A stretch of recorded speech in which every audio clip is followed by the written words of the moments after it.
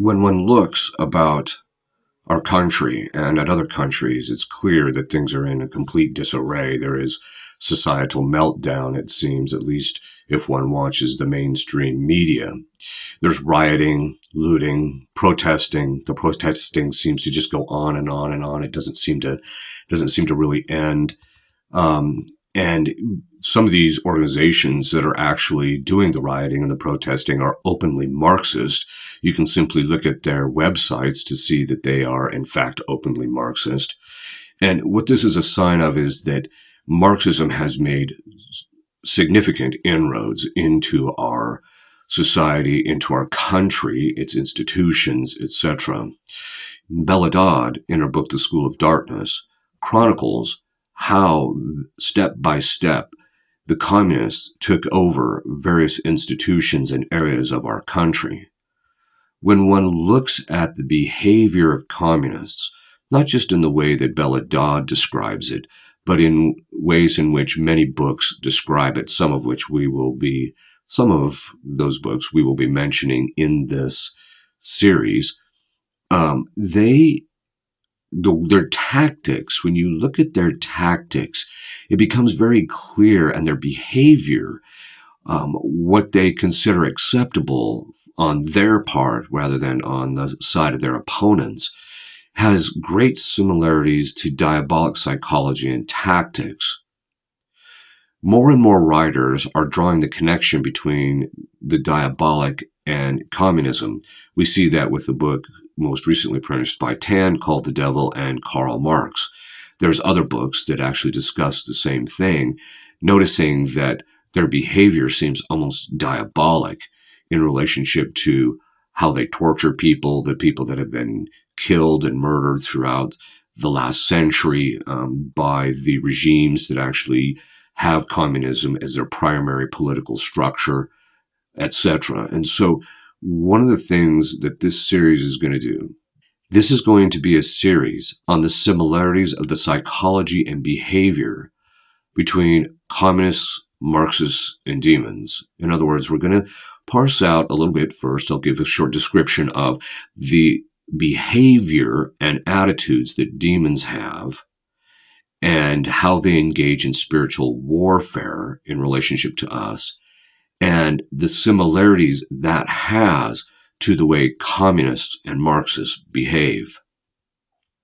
Before we go into that, I want to give a short definition of communism, Marxism, and socialism.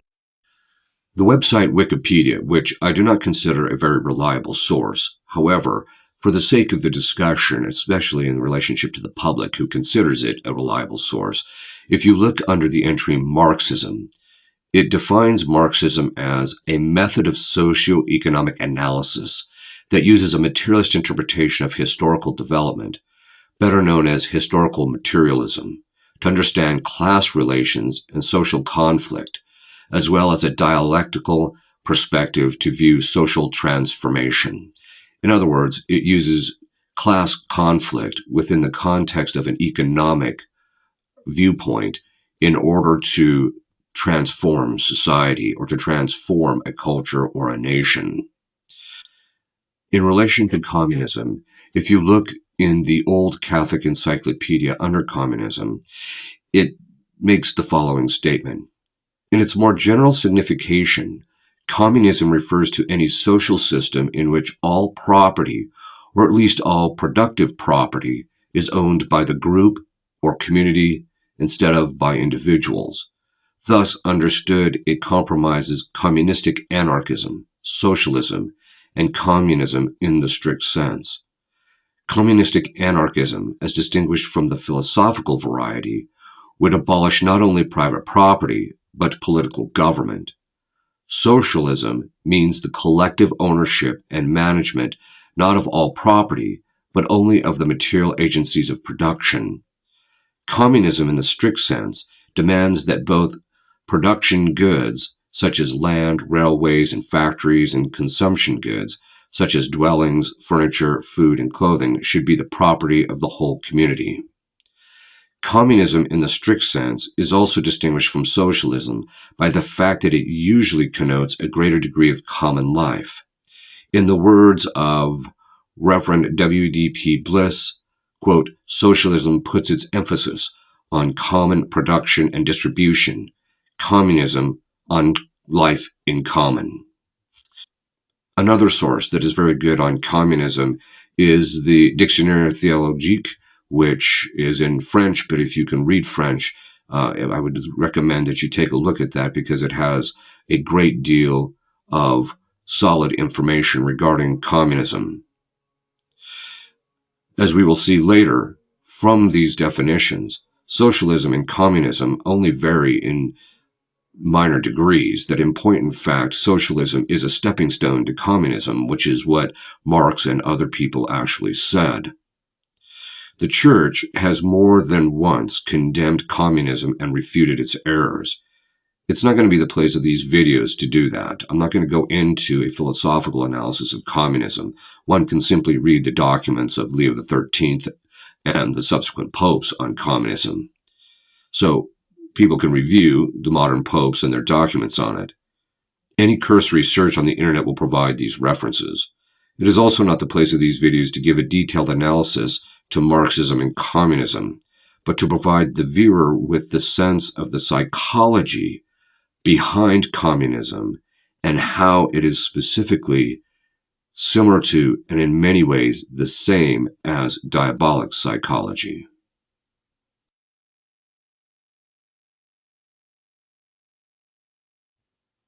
There are ways in which diabolic psychology is similar to the psychology of communism, and these can be broken down into 4 categories.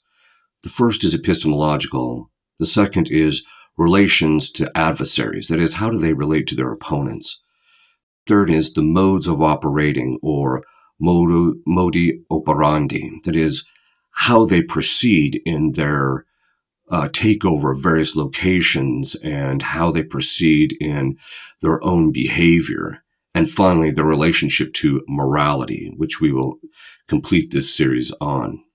This first part, I want to talk about in relationship to the areas of attack, that is, how they attack people and things of that sort. I want to talk first about the epistemological side. Now, epistemology is the science in which we study, it's a branch of philosophy, in which we study how man knows reality, ultimately. And so this epistemological consideration in the first part, so there will be a series of videos, short videos, on areas of their behavior that touch upon epistemology, that is, how they control what people know and how they know it. So the first area that we want to take a look at is control of information. It is all about epistemology in this sense. In other words, the way they control what people think, the way they control people's behavior is by controlling people, by controlling the knowledge that they obtain. That is, they control the sources of knowledge. So in relationship to demons, how do they affect our knowledge? Well, demons have access to our bodies, and part of our body is the brain, and the brain actually performs a variety of different functions. It's the material side of the intellect, and part of that is the imagination, and also what St. Thomas calls the cogitative power. It's the part of the brain that has the ability to make associations. So once something comes into the imagination through our senses, then the cogitative power makes certain associations in relationship to that. There's also a part of the brain that does interpretation in relationship to emotions. That's also part of the cogitative power in the Thomistic sense. And then we have an emotional response. But because the emotions are the physical, that is, the soul acting through the body has its emotions, then in that particular motion, because it's physical, demons can actually influence it. They can increase it, they can block it, they can actually cause emotions without the person having anything even in their imagination. In certain cases, you see that with people who are possessed. And so very often what they'll do is they'll put something in the imagination, they'll put a perspective on that, and then the emotions are moved by what's in the imagination. And so then the person will have a specific emotional response. So demons can move the emotions by the perspective they put on our image in our imagination, what we're thinking about, and then they can move the emotions. Now, sometimes they just do one or the other. They rarely do the moving the emotions without something in the imagination, but that does happen with people who have diabolic obsession or who are possessed.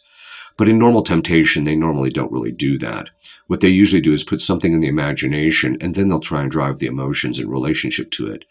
The point being is we can't know anything, St. Thomas Aquinas says, in this life without the imagination. So even when the immaterial part of our intellect, which he calls the possible intellect, which has the ability for self-reflection and judgment and things of that sort, we can't do those things without the imagination, because it depends on the imagination, both for its content, which it extracts into concepts, which the agent intellect does, and then it also needs it to make judgments. That is, we convert back to the image in our imagination in order to make judgments. So if I want to know that all dogs are four-footed, I have to look at the image in my imagination to imagine dogs, and I can't imagine any dogs that aren't four-footed unless, of course, they've lost them unnaturally. So I have to look at the image in my imagination. So demons control the information by affecting the image or trying to control our images in our imagination. This is done through ordinary temptation. Every human being has experienced it.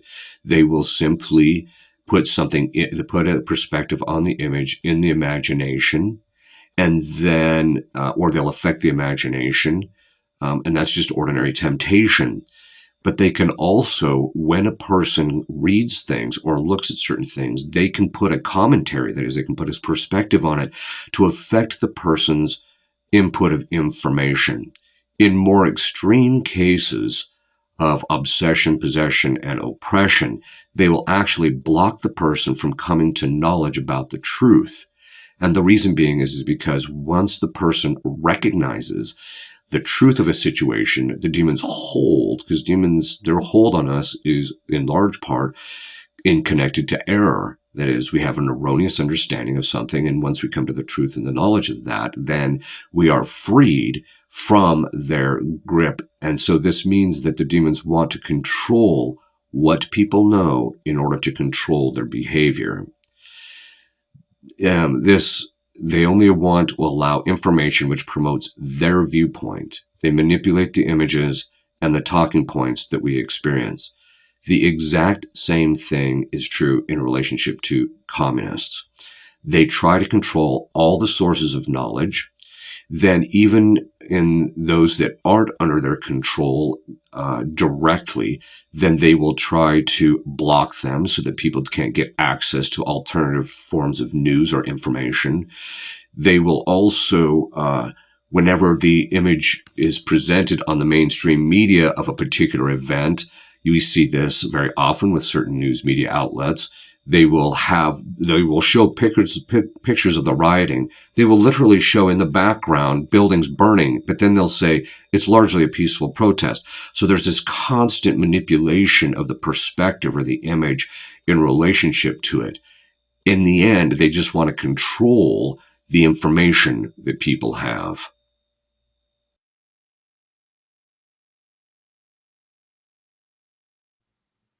In this video, we want to talk about how demons attack the imagination more specifically, or in a couple of specific ways.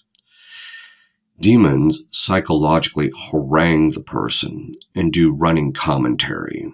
What does that mean?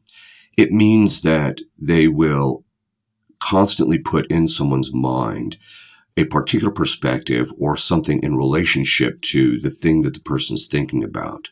For example, a wife might have actually a pretty decent husband, but he will constantly put in her mind a perspective that he doesn't love her, or whatever he is doing is bad, or whatever the case is. So there's this constant running commentary. Anything that comes into the person's senses that is contrary to what the demons want the person to believe is immediately affected in the image. In other words, they just constantly manipulate the person's viewpoint on things. They seek not to allow the person to have the freedom of thought, but to think only what they suggest. That's the goal, to get the person to sign off on the patterns of thinking that they want to form or shape in the individual. God permitting, they are able to launch any form of attack against the person intellectually. But if the person tries to refute it, in other words, very often a person realizes there's something wrong with the way I'm seeing this, they will manipulate his thinking process so that he doesn't have the ability to climb out of that pattern of thinking. In other words, if he tries to reason his way out, the demons have already gained control or certain influence over the imagination and what's in there. And so anytime the individual tries to think of something else, they will simply, as part of the running commentary, shift the view so that the person can never seem to kind of climb out of this obsession or this viewpoint. They accuse the person of everything under the sun and retaliate emotionally if the person does not accept what they want in their imagination. Otherwise, if the person tries to fight it or reject it, then they will retaliate against the individual for doing so. Demons, when you counter them, they fight all the more. In other words, the more you try and shut them down, the more they tend to fight by trying to affect their imagination. Demons expect you to take their abuse, and if you don't, they are very vindictive. So the only way to ultimately shut that process down is to simply ignore them, stop thinking about the thing that they're trying to put in your mind, get your mind cleared, and then later you'll see that the reality of the situation. Communists behave in very much the same way.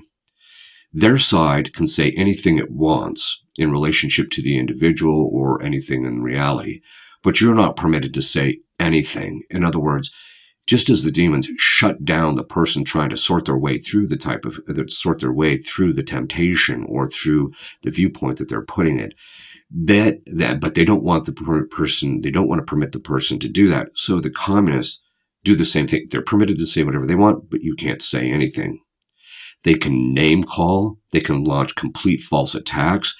They can use constant ad hominems. Ad hominems is a logical fallacy in which you don't really address the argument that is being presented, but rather you simply attack the man that is presenting the argument.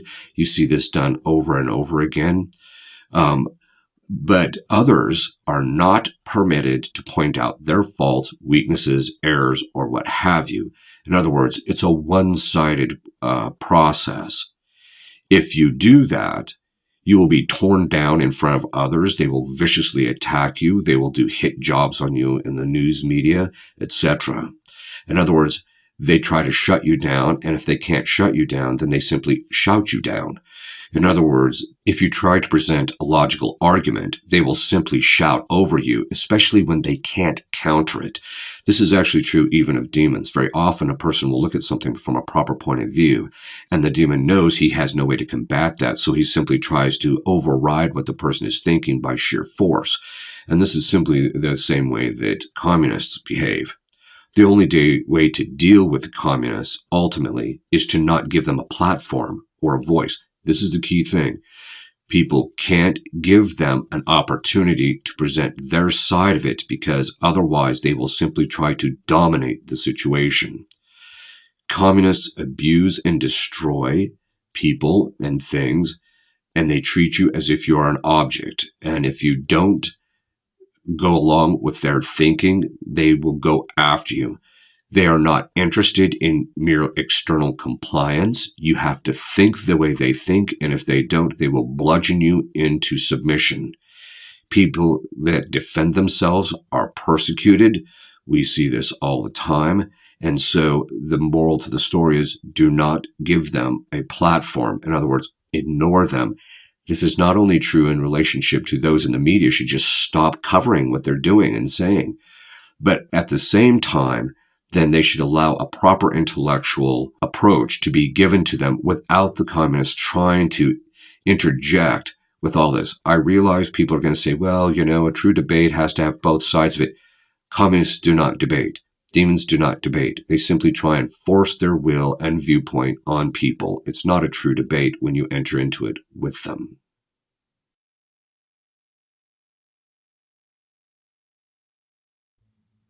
In light of the last video, in which I talk about how demons actually attack our imagination, most of what I described there was actually what you see with people with diabolic obsession, although they do a little bit of it in relationship to ordinary temptation, where they constantly do the running commentary, etc. What their goal is to get you, again, to sign off on their viewpoint. And one of the hallmarks of the sign that you're under diabolic attack is lack of clarity, lack of intellectual clarity. It's true that demons can actually falsify clarity, where a person thinks they're actually clear, but those around them realize this person isn't thinking clearly at all. But generally speaking, their goal is to, by putting that constant shift in the image and the imagination, is to ultimately destroy your clarity so that you don't know the truth of it, so that you will make a choice that is harmful to you or to others. So this is what they do on this running commentary. You never gain clarity. This is why with people with diabolic obsession, I tell them, look, don't try and gain clarity when you're under attack. You're simply not going to get it. You have to do what is necessary to go on the offensive against the demons and stop the attack, or get your mind off of the object, or do what is ever necessary to distract yourself so that you can get your mind off of the object that they're affecting in your imagination. And then over the course, once the demon loses his control over your imagination, slowly over the course of time, then you will gain a certain amount of clarity. The same is true in relationships to communists. They do constant propaganda. Now, one of the ways that you brainwash an individual is, in fact, it's the primary way that you brainwash an individual, is most people, by the time they reach adulthood, have certain amount of associations built up in their mind, their cogitative power. That's part of their training. They just associate some things with others. So part of it is you have to tear down those associations, and then so that the person basically is open to any kind of association whatsoever. And then you introduce the various associations in their mind. Now, the way this is very often done is visually. So I'm sure many of you have seen those videos in which they will start where one newscaster says something, and then they'll repeat it, but then they add another person. And then over the course of time, your entire screen is filled with all of them saying the exact same thing. So what this means is that through the mainstream media, as well as in other forms of media, they are maintaining a constant perspective, a constant association, a constant way of looking at things, so that over the course of time, literally people's brains are stripped of their way of thinking, and they actually start associating and thinking in a specific way. Okay. So the goal is to destroy clarity, especially about people's history, about the reality of communism itself, about virtually everything that has to do with their society. Their goal is to destroy clarity and the stability culturally through destroying the clarity. This is why they keep up the constant attacks. And in the mainstream media, you know that a lot of things that they're saying simply isn't true, but you don't necessarily know what the truth actually is. And so you have to spend a lot of time trying to find information. So and a lot of this is because of the fact that they lie chronically. And even in alternative sources of information, you have to wade through a lot of that too, because despite the fact that many of them might be well-intentioned, a lot of times they don't have the facts right. So very often, especially in communist countries, and also countries in which the communists are trying to take over, because the propaganda machine is basically controlled by the communists, it's very, very difficult to get to the truth, much like it's difficult when demons are attacking you because of this constant perspective they're putting on it to gain clarity about the truth of a situation. So the communists do the same thing, making it almost impossible to arrive at the truth in many instances. So what do? Well, it's the same thing that you do in relationships with demons. You get away from it. You get away from the mainstream media. You get away from the mechanism of propaganda to let your head clear and settle. And then you can take your time going back and looking at different sources of information to actually get the actual sources of information. So like if they're claiming that such and such happened, go actually read the police report. Go actually read what the UN said. Go actually read what these things say so that you actually know the truth about these things, both good and bad. And so in that particular way, you actually come to arrive at more the knowledge of the truth. There also has to be a certain kind of detachment from actually gaining clarity immediately. You have to be willing to kind of put things aside a little bit in order to pursue the knowledge that's necessary. And that comes in two ways, not just finding the information out from various news sources, but people also have to have a certain amount of intellectual knowledge, a certain amount of scientific knowledge, both philosophically, theologically, and also in the empirical sciences, in order to sort through the things that are being said. So it's not just enough to read, a particular source that you happen to like. You need to know these things independently of that so that when you go to judge the truth of these matters, you will have clarity.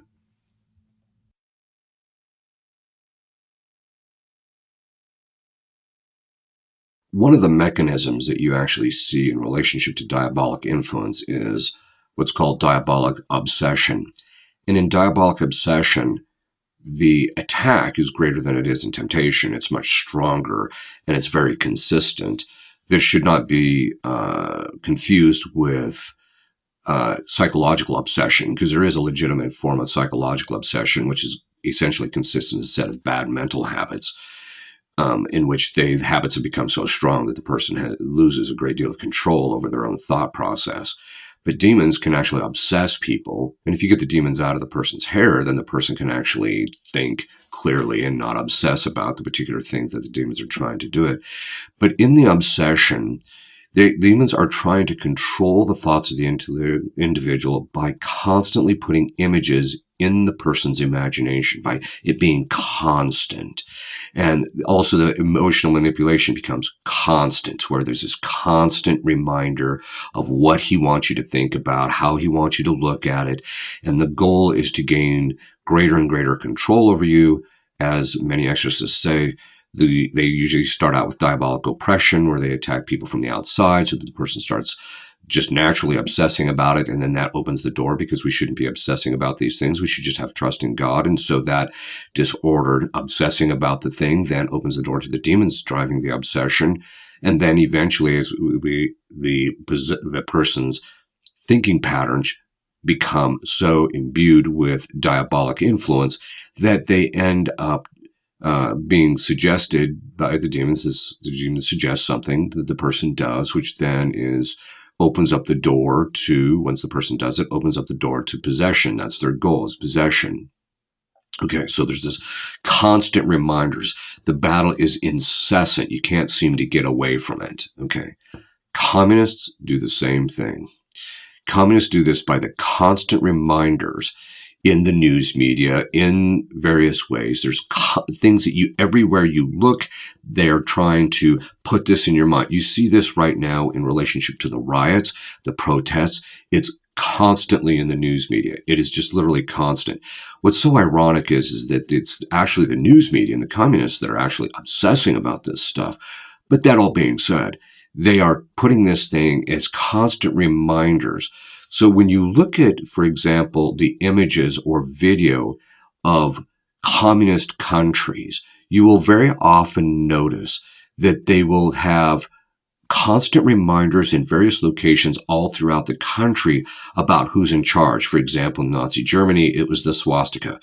Everywhere you looked, you practically saw it. Or you'd see the image of the leader. You see this in certain communist countries today, where everywhere you look, there's an image of the leader. It's constant reminder to you of who's in control. It's a constant reminder of that you are not independent of the government. They are going to be in control of you. You actually see this today in relationship to certain reminders, not just relationship to the riots and things like that, but you see it in relationship to COVID and the various things that they want you to do in relationship with COVID. It's constant. The media all have the exact same talking points. As I mentioned in the last video, you can watch 40 of them and they will all literally say the exact same thing, literally almost timed so perfectly together that you wonder how they actually are capable of even doing that. This is also in the news media, while you will hear the exact same stories from virtually all the outlets. The information that we really need to know, or the true information, is being hidden to us. And so this is how they actually control the sources of information.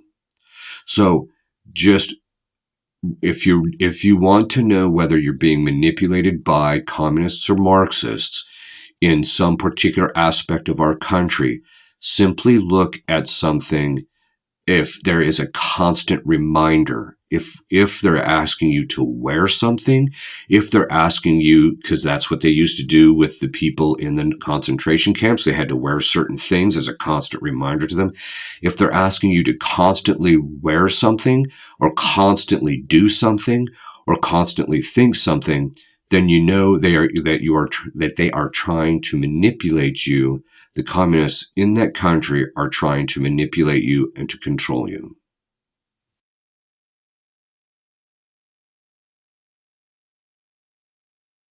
Christ labeled Satan as the father of lies, and he made observation that he was a liar and a murderer from the beginning. The fact that he is the father of lies tells you something. When the demons were created, they were actually created in a state of innocence. They were angels, created in a state of innocence with sanctifying grace. They were actually pleasing to God in their first instance. And in that first instance, they were given a knowledge of who they are, who God was, what God was asking them as to their divinely assigned task, etc. The second instance, they made a choice, whether they were going to follow that or not. And then St. Thomas Aquinas says, in their third instance, they were then either damned or rewarded. So it was all very quick. And that's why when Satan made his decision in the second instance of his existence, he made a decision not to follow the will of God. And he chose a lie, and he basically lied also to the other demons about what he would promise them and things of that sort. That second instance, the fact is his will became fixed. All angels, their wills became fixed either in the good in choosing to do God's will or in falsity in choosing not to do God's will. And so, or in evil in choosing not to do God's will. As a result of that, Satan became the father of lies, insofar as demons chronically lie, he lies. In fact, one of the lines that my father once said to me, he said, look, there's certain people that will lie even when the truth sounds better. And this is a perfect description of demons. They lie even when the truth sounds better. You'd see this even in session. They will chronically lie. Even when it would go better for them, their suffering would be less if they simply told the truth. They still lie anyway. And it's because of the fact that their wills are fixed in the falsehood. And the only time they really tell the truth is if they can gain something from it, or if they're under duress, that is, being punished by an exorcist or God in order to force to tell the truth. So their wills are fixed in evil. That doesn't mean that they don't know the truth. They know the truth intellectually, because their intellects can't be in error, because their knowledge is infused by God.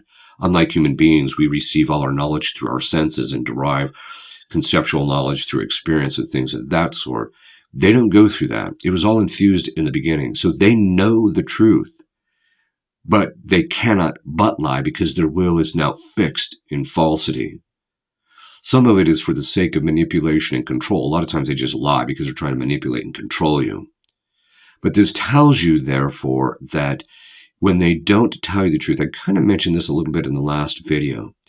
Once we know the truth about something, then we're free to make a full choice in relationship to it. If we don't, we're basically being held bondage by whoever is telling us the lie. This is why Christ said the truth will set us free. You actually even see that in some cases of possession, where the possession is light.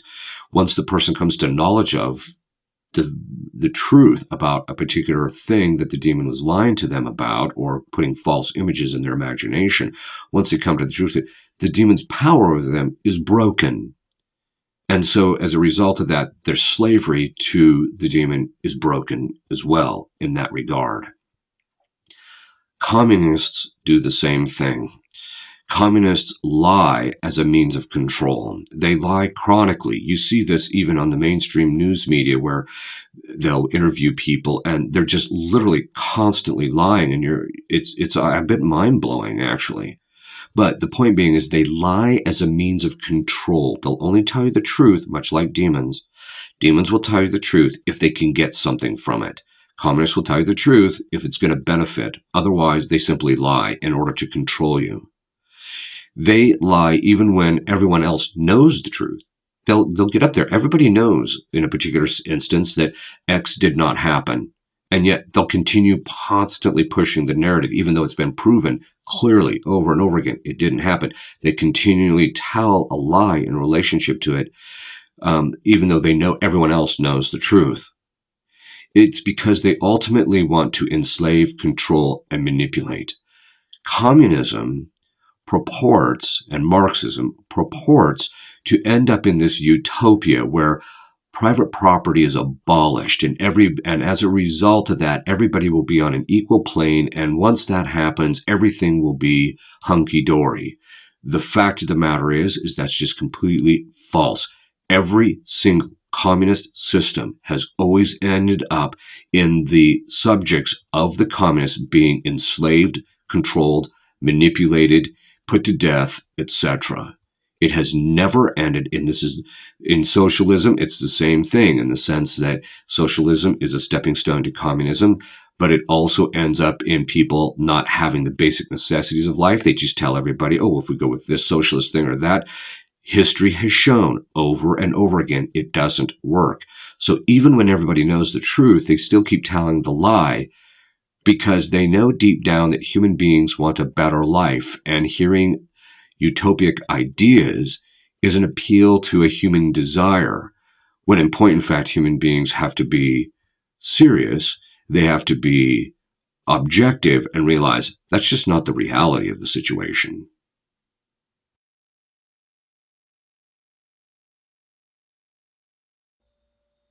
When an exorcist does sessions in which exorcisms are done to compel the demons to give information in order to arrive at what is necessary in order to get them out, one of the things that the exorcist will observe is that when demons are caught in a lie or a crime of some sort, instead of humbly apologizing and asking for forgiveness, they make some type of excuse. They spin what is understood as the truth of the matter to make themselves look good. They never admit fault. They blame others. They very often will blame the possessed person or innocent people, etc. They create a diversion to mitigate the damage. You name it. Everything is done in order to deflect the blame and the culpability. Part of this is because of the fact that the demons have no humility, because their sin was rooted in pride ultimately. And so they will never apologize or ask for forgiveness except under great duress in session. And even then, they won't mean it. They'll just go through the motions of it. Communists do the exact same thing. You notice that when they do something bad or communism fails in some way, they enter into the blame game. They blame this person or this group of people or for that particular individual, etc., for their failure or the thing that they did wrong. They never admit fault, even when everybody in the room can see it and knows it, that it's them. They're the ones who they just won't admit it. They create diversions. This is why politicians have been doing this for some time. Something comes up, and then the next thing you know, a building gets blown up. Some particular congressman or president gets caught in something. The next thing you know, there's a bombing somewhere, etc. And the media is complicit in this. They know that. They know that that's what's actually going on. The communists will also label things contrary to reality to mitigate their own fault. error or evil or to hide their own agenda. Demons just do the same thing. They label stuff so that it makes it look not as bad as it is, or it makes it look good when in point, in fact, it's actually bad for people. They will create false flags. I'm going to talk a little bit about this later, but as part of their modus operandi, is they don't let any crisis go to waste. Demons will create a crisis and then blame the possessed. We'll see that a little bit more later. And so do the communists. It's all done to gain control over the individual. As in the cases of demons, it is ultimately done just to mitigate any possible loss of power that they might have by being seen as culpable for something that they have done which is wrong. We see this also in relationship to not just individuals, that is the power that the demons have over individuals, but even over societies or nations, that demons will do the same thing. But it's also true even in relationship to communists. Communists do the same thing. It's ultimately to divert the situation, to divert people's perceptions, to divert the blame and the culpability so that they will not lose power or control or be seen as weak or whatever the case is. This is why it's all part of the lie as well. But this is a different aspect to it. They simply won't accept blame.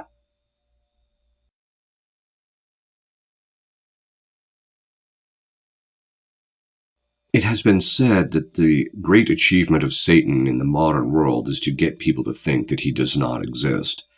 And that is indeed true. Even if people do believe he exists, they don't believe he's involved in people's lives or things of this sort. A lot of people don't even believe that hell exists. This is done. So Satan has pulled this off. He did this in order to infiltrate the various areas of human lives that in the past he would have simply been booted out. Now we're going to talk about infiltration later in the series, but this is something that it's done in order to hide so that they can spread their influence. This is why demons do it.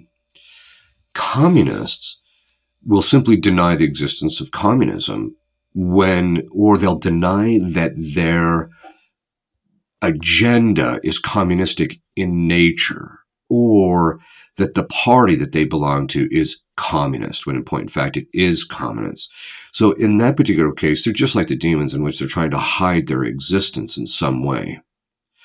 They deny one is a communist, even though they know that that is what one is promoting. In other words, they know that they're promoting communism, but they'll deny that it's communism or it's this or it's that because communism has a negative connotation. Socialism has changed in its connotation. In the past, at least in the United States, it had a negative connotation, but now it's has a positive connotation, but this is because of the formation that the communists did of people in the public education and in the colleges. That's where that's come from, as everybody knows. The word communism is never even used when they promote this stuff. If it is used, it is never used by those who are part of it. This is all a way to remain hidden. In other words, that is one of the signs of communism. Like Satan, he always presents something as good, but his real ulterior motive is to destroy or to hurt the people or to get them to commit sin. It's the same thing in relationship to communism. They label it something else to get you to sign off on it, when in point, in fact, what you're signing off in is not that at all. They are masters at selling people a bill of goods.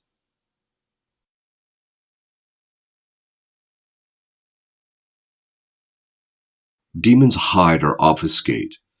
That is, they hide so that you can't see them, or they obfuscate, that is, they confuse things so that it's hard to discern what's them and what's not them. And this is all done in order to deceive, so that you don't really know who they are. In other words, it's shifting around all the time, so it's hard to determine what's them and what's not them. They shift tactics all the time, too, in order to engage in the warfare, so that it's hard to combat them because they're constantly shifting around and changing. Granted, the demons are phenomenally consistent, but to human beings, they seem almost random, or it's hard to know what's them and what's not them. Historically, it has been said by many theologians that the demons take the same old errors that they pushed in the early church and things like that, and they call them something new and then propagate them all over again. We're seeing that in spades, especially in the church, but we also see that even in the political sphere. You're starting to see that more and more. Communists call themselves all sorts of things other than communists. Bella Dodd mentions this in her book, The School of Darkness, where essentially what they do is they will rebrand themselves or label themselves something other than communism. When you figure them out, that is, once culture figures out, hey, wait a minute, these people are just a bunch of communists and Marxists, they rebrand. They'll call themselves, so she mentioned that, you go from communism and then it was to socialism and now it's called progressivism. And so basically anyone who's a progressivist is basically just a communist, at least in the context in which she was discussing it. And so they tend to push the same old stuff just under a different name or by varying degrees. Socialism, as I mentioned, is just simply a stepping stone. Once you get that property or ownership of things out of the hands of the people into the hands of the government, it's just a stepping stone to communism, which is where nobody owns anything. They rebrand themselves, but they remain the same. There's nothing new under the sun in relationship to communists and to communism. It's still the same old thing. As a matter of joke, but there is a certain truth in it, it is said that it is a sign of insanity when a person does the same thing over and over again, expecting a different outcome. Communism is a perfect example of that. Socialism is a perfect example of that. Every place it's been tried, it has been an unmitigated disaster. People will say, oh, well, if we just did this differently or just did that differently, but it's the same thing. So trying it again here in the United States is just going to end up in the same situation as it is in other countries where communism was done. People rebrand things and do so in a manner that looks completely different. Or they say they're going to rebrand something, or they say they're going to do something different, when in point in fact, it's just the same thing. They will use words that have a positive connotation because they know human psychology well enough to know that if you simply use communism, then people are going to think that, that you're just going to think that, oh, well, this is bad because communism has a negative connotation. In fact, it's gotten to the point where if somebody even mentions communism, I'm sure it's going to end up in one of the comments in these videos that people are, that think that I am, that I'm obsessing about communism. Actually, that's not true. This is the first series that I've ever done on communism, and the only reason I'm really doing it is because of the fact that it's bad in our culture.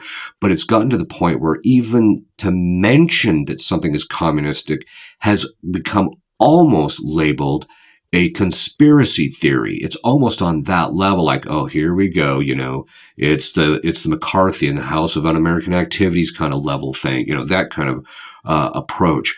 And so it's hard to even label stuff as communism because people don't want it, or even label it as Marxist because people don't want it. Although Marxism has, because of all the formation of people in the school systems and in the education system, especially in colleges, has taken on a positive connotation these days, when in point in fact, there is nothing positive about it. So this is something to keep in mind. They might put a positive spin on it, but in the end, it's the same old communism.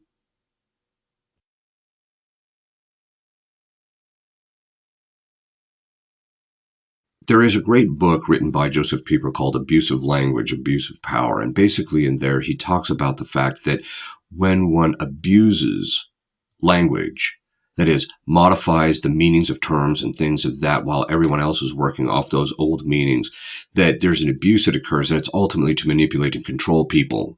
You see this in relationship to demons. They abuse language all the time. They'll use a term and you're just like, yes, that's not exactly what that term means. Or they will say things and you're just like, yeah, well, that's not exactly the reality of what's going on here. Demons abuse notions, concepts, and language. They change these, they will put something in people's minds in order to switch or to modify how they view the particular thing. And as a result of that, they can get people to sign off on error. An example would be very often during possession cases, the demon will get to the point where he's not particularly happy that he's taking a bad beating in the sessions. And so he will make a claim that he has a right to the individual. Now, sometimes the person has committed a mortal sin, that is a grave sin, and as a result opened the door, and so the demon's got his foot in the door. But that doesn't mean they have a right. They have permission from Christ to be there, not a right. If they had, and the reason they're using the term right is because they know that if they have a right, then they have a moral claim to the individual, and we don't have a right to be, or we should not be applying power of Christ against them to boot them out. They use the term right in order to sow confusion. They do it in order to make the person feel like there's nothing they can do because they just simply have to, accept the fact that this demon is there and God's allowing it, or that the demon has a right and so they can't do anything about it and they just have to live with it. It's just all nonsense. The fact is that they are abusing the term right. And this is something that you see chronically going on even in our own culture. It's done in order to sow confusion and create an atmosphere where they can step in and to control or assert themselves as the solution to the problem. So we'll talk more and more about that as we go along. Demons can fake clarity in a person when he thinks he knows what is right, and then he has it figured out, but he is completely disconnected from reality. I mentioned this mechanism a few videos back, that people can actually think they have clarity when in point in fact they're completely off. You see this when people get angry. They think that the verbal abuse that they level out on the individual is proportionate to what the individual has done, and the demon will aggravate that and say, yeah, he deserves it, he deserves it. And then after the person's head cleared, they realize, oh man, it was much more, I shouldn't have done that. Okay. Communists abuse language simply by the rebranding, which we talked about in the last video. They won't be honest. They won't be clear about what they think and what their agenda is. They won't tell people, we're going to strip you of everything you own and collectively take it, and which, by the way, in the end, only a few people end up with it. We're going to take all your property from you. We're going to take your means of living from you. We're going to take your household, everything that you own, etc. They won't admit that. Rather, but they rebrand it as, we're going to do this for the rights of the workers and things of that sort. They don't even have a clue what the rights of the workers even are. The rights of the workers are to have the right to own the property, which is the product of their labor, but they don't want to do that. They label their opponents things that are not truly applicable to their opponents. We see this going on. Historically, communists have always argued that they are for the people, but in the end, they do absolutely nothing for the people. They argue that they are trying to free the people from oppression of capitalism, when in the end, they are simply trying to enslave people. In fact, when they tell you they're going to do something, you should invert it. It's called diabolic inversion. When a demon says X, Y, and Z is the case, actually then you say X, Y, and Z is not the case. That's usually what it is in relationship to demons, because they lie all the time. It's the same thing with communists. Invert what they say, and that's actually what's going to happen. When they say they're for, this particular ethnic group or that or this, it probably tells you that they're just using that ethnic group in order to advance them, so they can treat that ethnic group as if they're cattle or slaves. Today, they are calling people things like racists, which they aren't. They're calling people misogynists, and this is just a tactic or a ploy to put people on the defensive. It doesn't matter to them whether they believe it or not. The only thing is that they want you to believe it so that they can use it to manipulate you. The sad part is that when something is truly racist or misogynist, and this is the real problem, they abuse the language so that when real instances of racism or misogyny or things of this occur, it gets ignored. And because people have gotten to the point where the term racist doesn't mean anything anymore because it's bantered about all the time, so that when it actually does occur, when racism actually does occur, either from one race to another, and it does. Every race is capable of committing racism against any other race. This is one thing we learned about fallen human nature. It gets ignored. And why? Because if you cry wolf all the time, eventually when the term wolf is cried, people just stop paying attention to it. It too often results in simply people ignoring true cases of racism and misogyny. In the end, communism and the communists and the Marxists, especially in the United States, by this constant talking about it and fomenting it, in the end, it's simply going to lead to more racism and misogyny and disordered and illicit discrimination.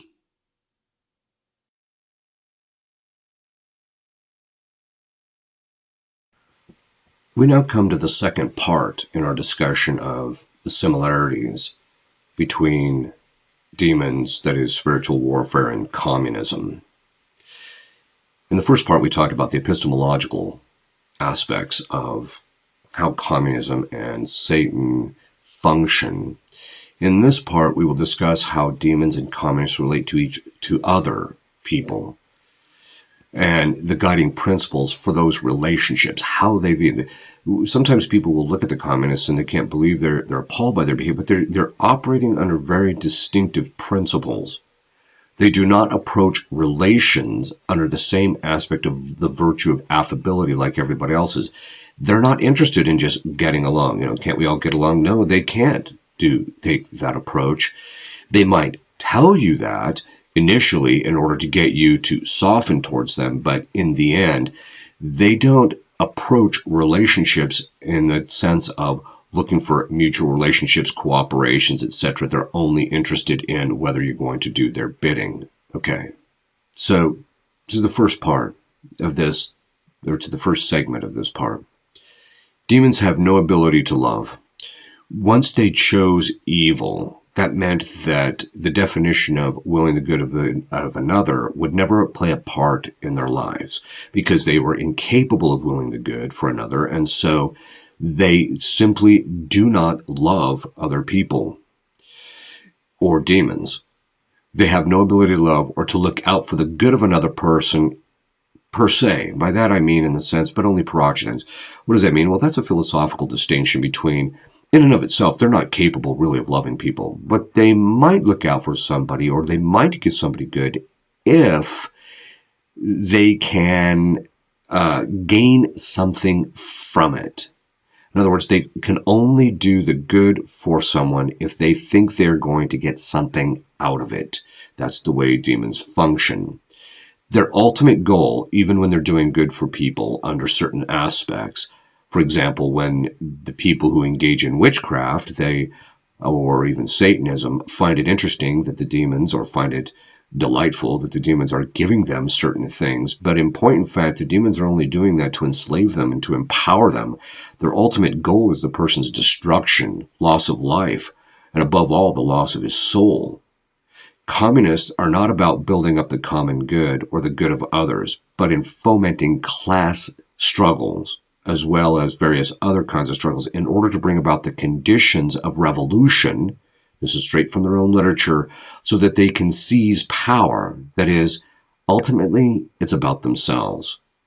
Neither demons nor communists seek the good of the individual, because if they did, they would work together with others, support the good of the other, and so on.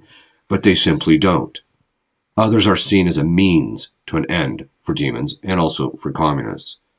From that, it follows that it is perfectly acceptable to manipulate them to get what you want. In other words, once you see people as a means to an end, then you just manipulate them. They're like cattle or they're like animals. You just manipulate them in order to get what you want.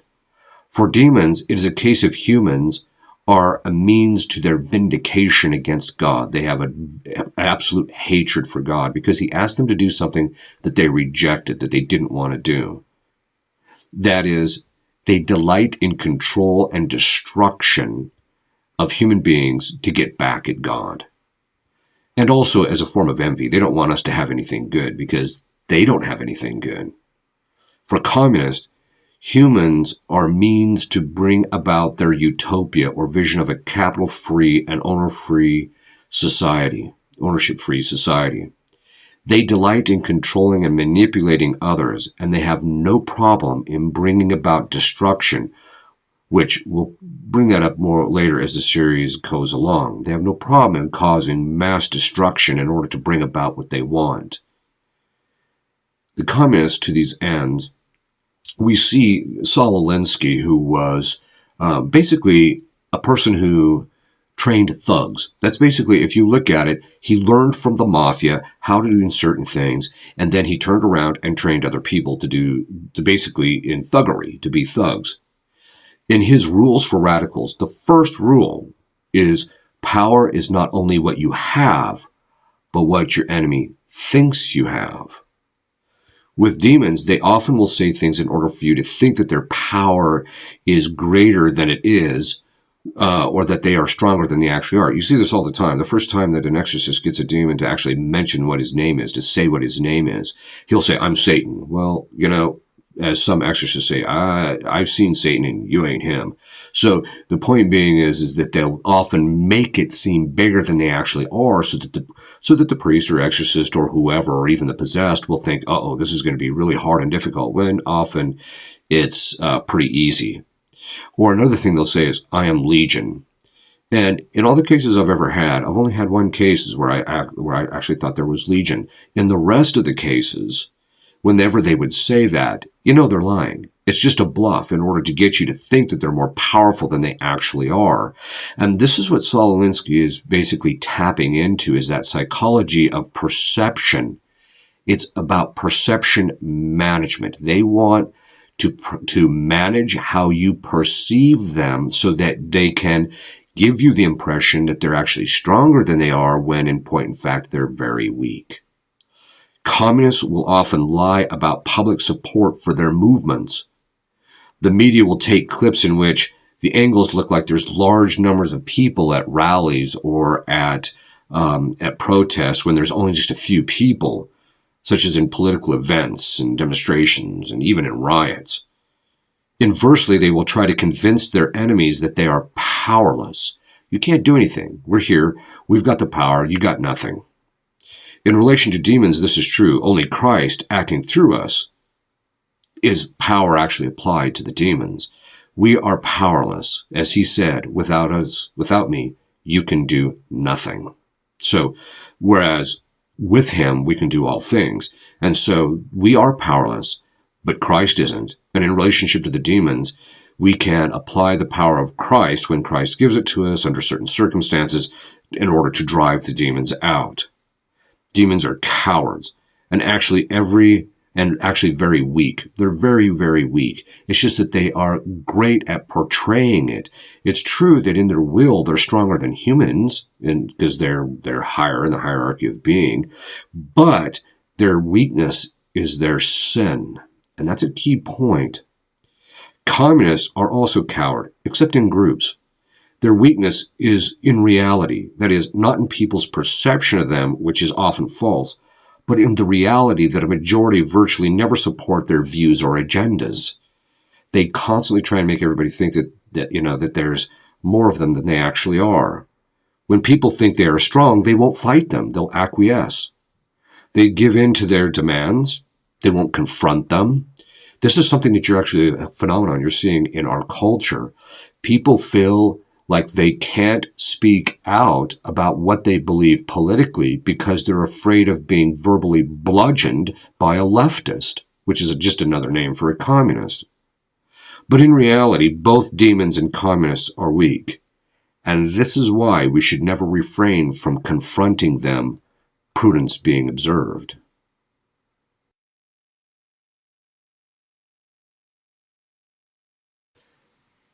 Demons know that human beings have a natural law inclination to live in accord with the law of God. They know that. God structured into our intellects and into our very being an inclination to want to obey him and to live according to the laws as he has determined it. So demons will either harangue the person for not living perfectly according to the laws in order to wound the person. They'll tell them, "You're bad, you should have done this, you should have done that," or, "God's law says this, you were supposed to be doing that," etc. Or they make him feel bad about not living up to perfection. And this is done to weaken him so that he is easier to control. Or demons will take legitimate rules and bend them slightly and then harangue the person for not following the rules, So, and you'll see this from time to time, even in relationship to the people who are possessed. They go through this where they a lot of times don't have clarity about what God's law actually is, even if they've been taught it. But demons are constantly trying to get the person to go against God's law, ultimately. Demons themselves did not obey God's laws. They chose something contrary to it. In other words, unless God makes them do something, they are lawless and lack any rules except the rule of power. That's the only rule that really they follow. So a lower demon will do whatever the upper demon tells him to do just because he doesn't want to deal with the opprobrium that he's going to rain down on him. Saul Alinsky, in his Rules for Radicals, in rule number 4 says, make the enemy live up to his own book of rules. But what is not said is that the radical communist follows no rules. They follow the only rule that they follow is that the seizing of power for the sake of bringing about this utopia, or so it seems. I'm not convinced that almost all the communists that have seized power actually did it for pure motives. I think a majority of them actually did it because it was a means by which they could bludgeon their opposition and gain power and money. So the only rule that they follow ultimately is what empowers them. This is why they do not obey the laws of any country. This is the thing that frustrates so many Americans, is the fact that we have seen politicians and public figures and people in the media and in Hollywood, flagrantly violating the law. Everybody knows they've been violating the law and nothing is done about it. This is why they don't obey the laws in any country, except those which they have power over. That's the only time they're really going to try and follow the law or enforce the law. They're treasonous because only their power is important to them. The country isn't important to them. The United States isn't important to the communists or the Marxists that are now rioting and carrying on. They're not interested in the United States. In fact, they even admit as much that they want to destroy the United States as it is. They do not follow basic society or human rules. In other words, they don't have any basic decency. This is one of the things that you actually see with them. So, in the end, one of the ways that you can identify a communist is someone who doesn't follow any real rules, and even the rules they make for other people, they don't follow themselves.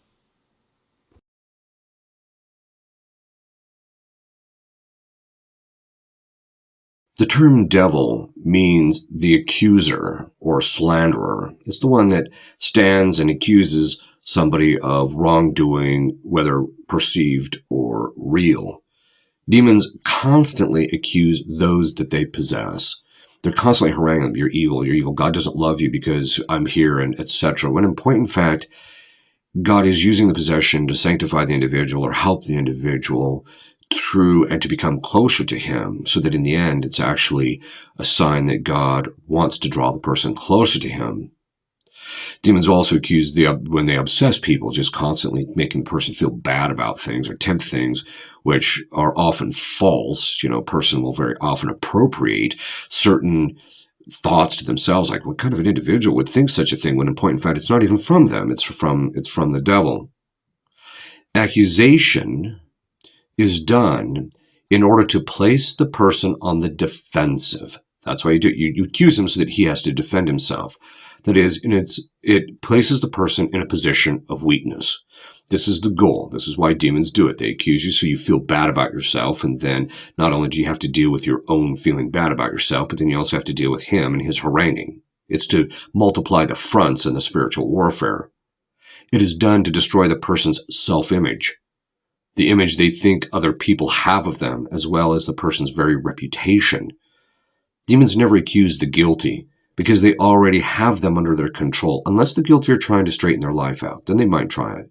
But generally speaking, they don't accuse those who are guilty because they already have them under their control, as sin places them under their control.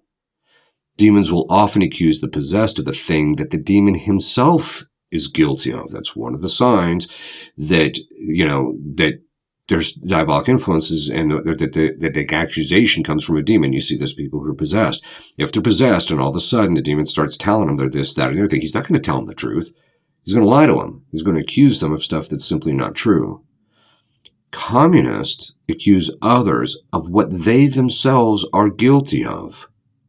They themselves are guilty of causing harm to other people or not being out for other people's well-being.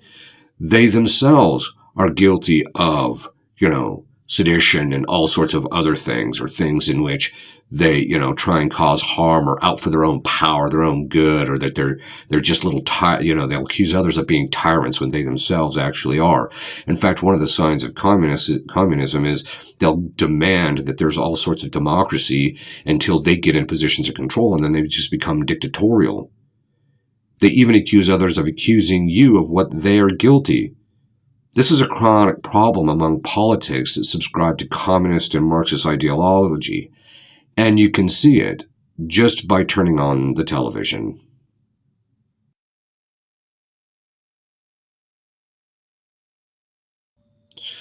One aspect of diabolic oppression is the destruction of people's reputations. Diabolic oppression occurs when demons attack people from the outside in their finances, their possessions, their property, their relationships, etc. And so this is one of the areas that demons can, God permitting, attack the individual.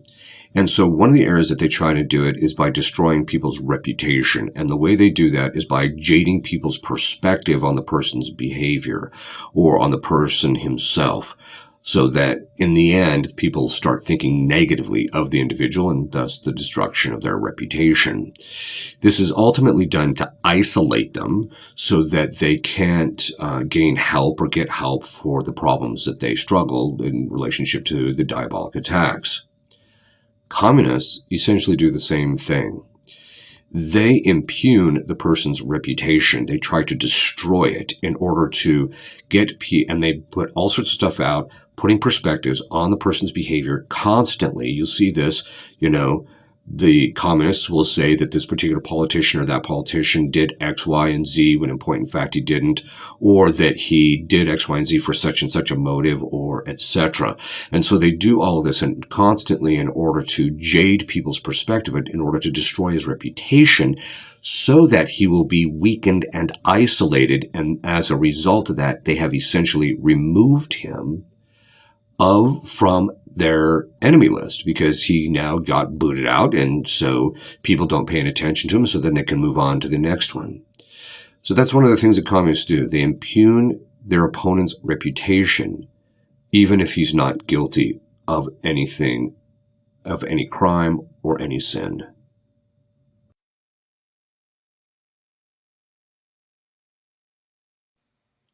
One of the hallmarks of the diabolic is the persecution of people who are innocent. Now, they persecute people who are innocent because those people are in the innocence, or they are in the image of God and they themselves are not innocent. And looking at someone who's innocent is a constant reminder to them of their own sin, so they may feel guilty around the person. So they attack him.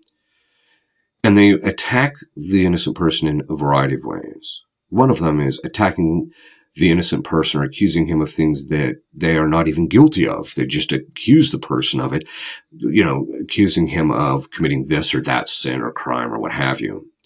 They'll also move or incite others to attack them, that is, the innocent. Demons can affect people's perception, and as a result, they can draw people to be critical or even harmful to the individual, thinking that they're actually doing a good thing. You see this among communists in their movements. They get people who don't have a high degree of depth of thought. They get sucked in by drinking their Kool-Aid, so to speak, by drinking their platitudes and things of that sort. And so they actually think that people who stand in opposition to that are evil, and so they'll actually go out and harm them, not realizing what they're actually doing. Demons persecute the innocents because the innocents remind them of their own guilt, as I mentioned. They persecute the innocent because they hate what they stand for, that is, the law of God. An innocent person is someone who is obedient to the law of God. Demons persecute the innocent just as a general attacks the strongest of the cities first. In other words, when you're going in to take out your enemy, You might have to do a little bit in the initial stages to take out some small stuff, but in the end, you have to take out the primary city or the primary fortress that the enemy is occupying. Once you take that out, then everything else will fall. Once you get the main city, then all the other cities will fold. That's the understanding of it. Or sometimes you might have to work up your way to the largest city, such as or the stronghold, such as what happened in the Second World War in trying to take Berlin.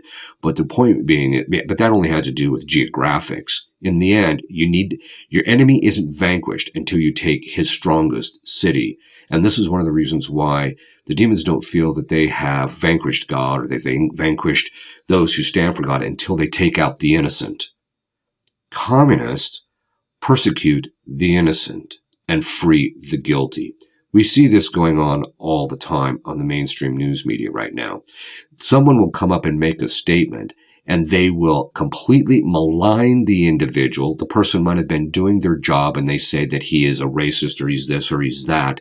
And in the meantime, those very communists are passing laws to let people who are guilty of true crimes out without bail, or things of this sort. So they free the guilty. This is done because they are basically brigands. They're thugs who love chaos. That's basically what it boils down to. This is done to cause further division, which we're going to discuss more later. In other words, by letting these people out, those people are going to go commit more crimes, and then that creates more dissension and also difficulties within the society. This is done to weaken the rule of law and societal order. The guilty often perpetrate crimes again, and that's exactly why they're let out. They hate the innocent or good citizens because they stand in their way to total power. They hate the average guy in the street who's a law-abiding citizen, and the reason they hate him is because they know that they cannot perpetrate their crime, they cannot take over their country until they basically take those kinds of people out, or at least silence them in some manner. This is why they are all for the First Amendment for themselves and for those who push their agenda, but refuse to allow it to those who speak in opposition. They hate the innocent because they are in the image of God and Christ. And that is the communists, not just the demons, the communists. They hate those things that are in the image of God and the image of Christ because they are essentially godless and atheistic. And we know that from the very writings of Marx himself.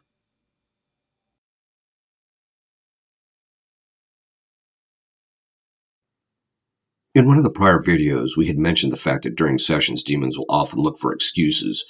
You know, when you say, hey, this is what you're doing, knock it off, they'll try and blame one of the other demons, or they're constantly trying to divert blame for what they have done. Even when you call them on the carpet for their behavior, they will accuse you of doing it or having false motives. You're only saying this because of X, Y, and Z.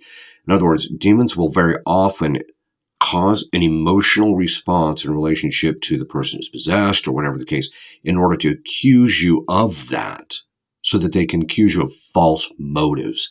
And the reason they do that is so that you will begin to question yourself or stop the attack on them so that you can address this issue within yourself. It's all a diversionary tactic to take it off from them so that they can continue doing what they're doing.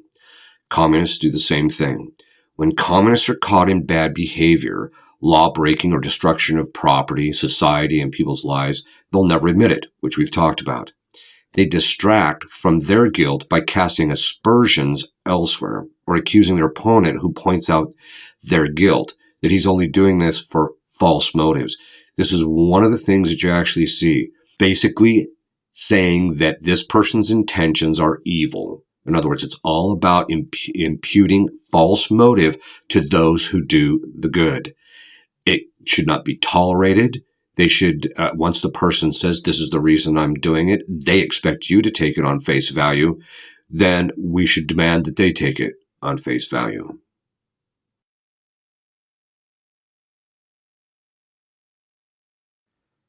In the Summa Theologia of St. Thomas Aquinas, in the Secunda Secundae, which is the second part of the second part, question 75, we read about the sin of derision. So derision is derived from the word risus, from which we get the term ridicule. It's considered a sin in which, through speech or laughter, we seek to shame someone else. In other words, we deride people in order to shame them, to lower them in other people's view. You see this, communists actually there's actually videos on YouTube about how the communists in China used to publicly shame people, publicly shame them. And this was all done in order to weaken their opposition and to make it look bad. And you see this even in the mainstream media. They'll laugh at people when in point in fact it's just a form of ridicule in order to deride them. Saul Alinsky, in his book Rules for Radicals, rule number 5, says ridicule is man's most potent weapon. In other words, you get people to ridicule someone else so that other people will laugh at him, and in that process, their view of the person has been diminished, and it becomes delightful to see the other person's perceived disorder or perceived problem. Demons will ridicule the exorcist. They do this from time to time. The possessed, they ridicule them as well. They will often incite someone to do something, then ridicule them for being so stupid and gullible.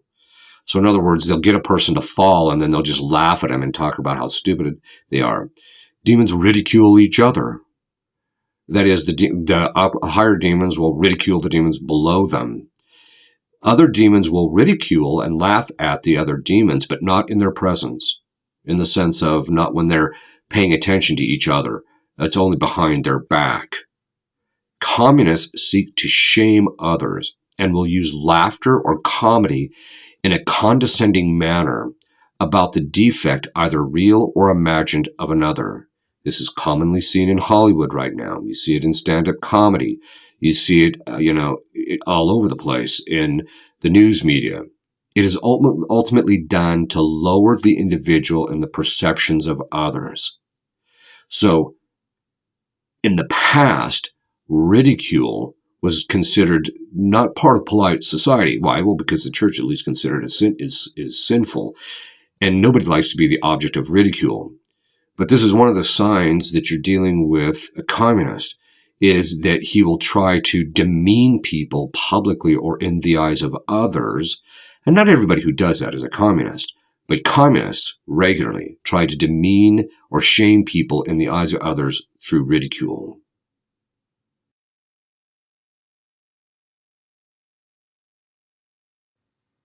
We observed that demons and communists, but demons will accuse a person of doing good things for a wrong motive. So even when someone does something good, they want to make sure that it doesn't be perceived as good.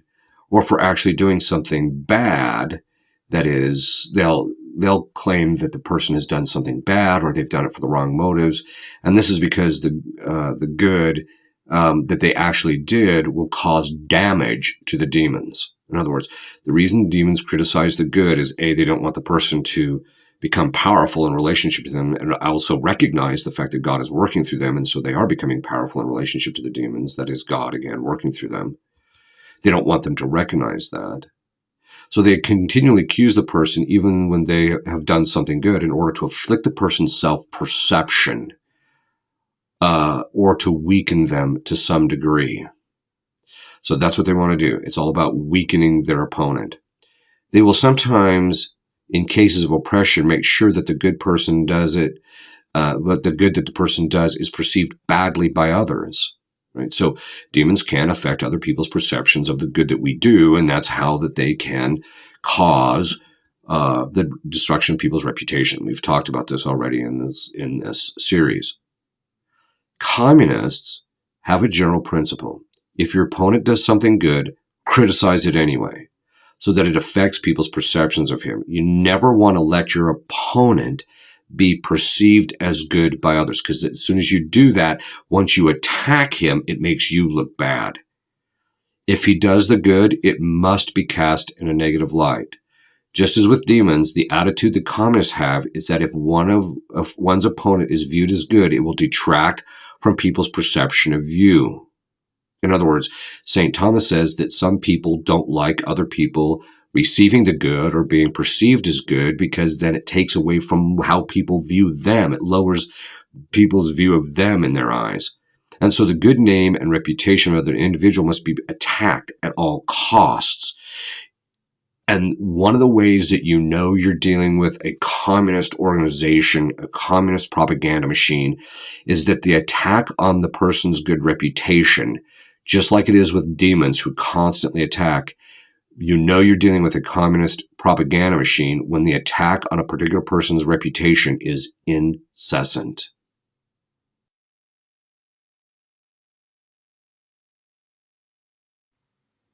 One of the characteristics that you will see of demons is that they are extraordinarily vindictive. Even when they take a beating for something that they legitimately should take a beating for, they cannot but help to want to and actually try and mete out against the person who's administered divine justice to them. They want to mete out against him all sorts of evil and difficulty. And this is because they take everything personally. That's something to remember about demons. Because in their sin, they chose something they wanted, their will became fixed and revolves around themselves rather than God. And as a result, they take everything personally. Their sin was about themselves, and so anyone who acts contrary to their activity or sin, they take it personally. They hate the person, rather than just realizing, well, this person's just doing God's will. No, they hate the individual for doing it. If they don't get what they want, or if they get shut down, they will take it out on an individual rather than accepting their humiliation. We mentioned that before. They have no humility. They won't take being put in their place, etc. Demons desire power, and when they don't get it in relationship to human beings, they get very vindictive. Communists, when opposition arises contrary to communism and their tactics, they become very vindictive in their attacks on the individual. The vitriol becomes very strong. They will not tolerate being shut down when they are making their push to take things over to gain more power. When they get shut down, they also become very vindictive. That is, ultimately, they attack upon those who try to shut them down. Demons will very often, when they don't get what they want, in addition to becoming vindictive, is they will throw a little tantrum. They will, once it becomes clear that the person is slipping from their grip in the case of possession, that they're losing the control over the possession, some demons will literally start acting like they're 3 or 4 years of age. She's mine, she's mine, she's mine. As if like a little child in relationship to a toy. Demons also will throw a tantrum whenever they're accused or anything like that. They just blow their lid. They cannot discuss things rationally or meaningly without taking it personally. And this is something to keep in mind, that when you're dealing with them, you have to be willing to accept two parts of the dynamic. One is that everything you say that contradicts what they say will be taken personally. Second, as a result of that, they're going to attack you. And this is something that we just have to keep in mind when we are dealing with communists.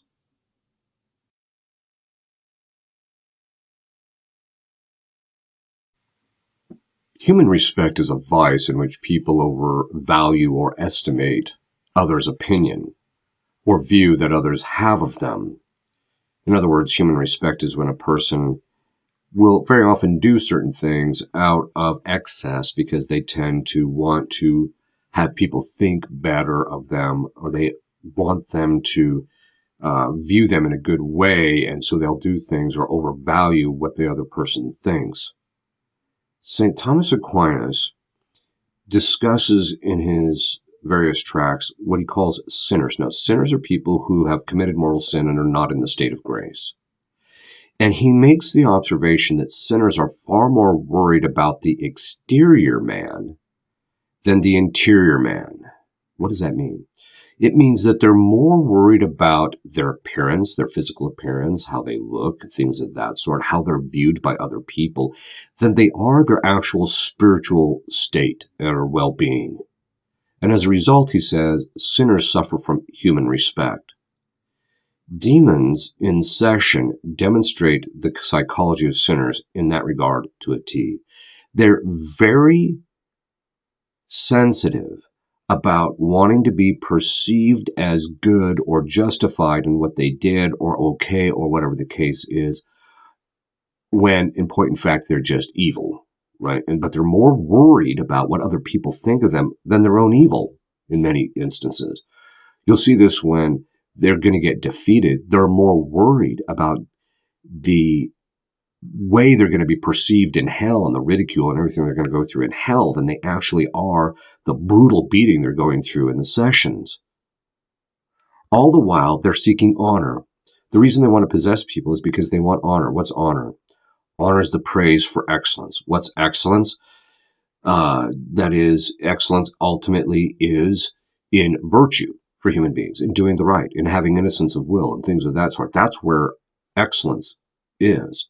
And so for them, they want the honor without the excellence. Glory is the manifestation of that excellence. And so they want a certain glory, but the excellence that they're only worried about is power. They're not interested in actually being good or actually being understood in their true nature. They just simply want to be perceived as powerful. And so possession for them is a matter of honor. Demons are entitled to no honor or glory because of the fact that they have no excellence. Communists are very similar in that regard. They cause tremendous damage and do more harm to the common good, and yet they are concerned about how people view them.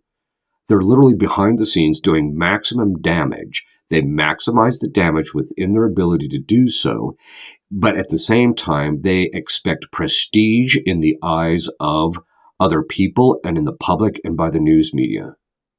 They do not learn from their mistakes, but simply move to some other thing where they can cause more damage. That is, they don't change themselves for the better.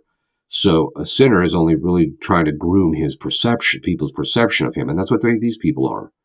They're more worried about people's perception of them than they actually are, because the perception, of course, is a means to power. But they're more concerned about that than they are whether they're actually being good people or not. And so, in the end, they don't change themselves for the better, but only seek to impose their will in regard to the revolution. Nevertheless, they spend extraordinary amounts of energy controlling the propaganda machine and public news outlets in order to make sure that their image is perfect and upright. Because they do not seek excellence nor engender excellence either in themselves or others or in society, they are due no honor. Just like demons, communists are not honorable people.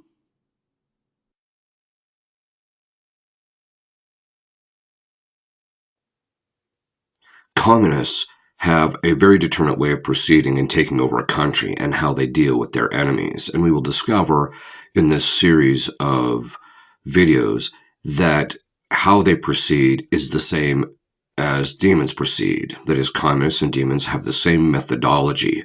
And so in this third part, we want to talk about the method of proceeding that is used both by demons and by communists.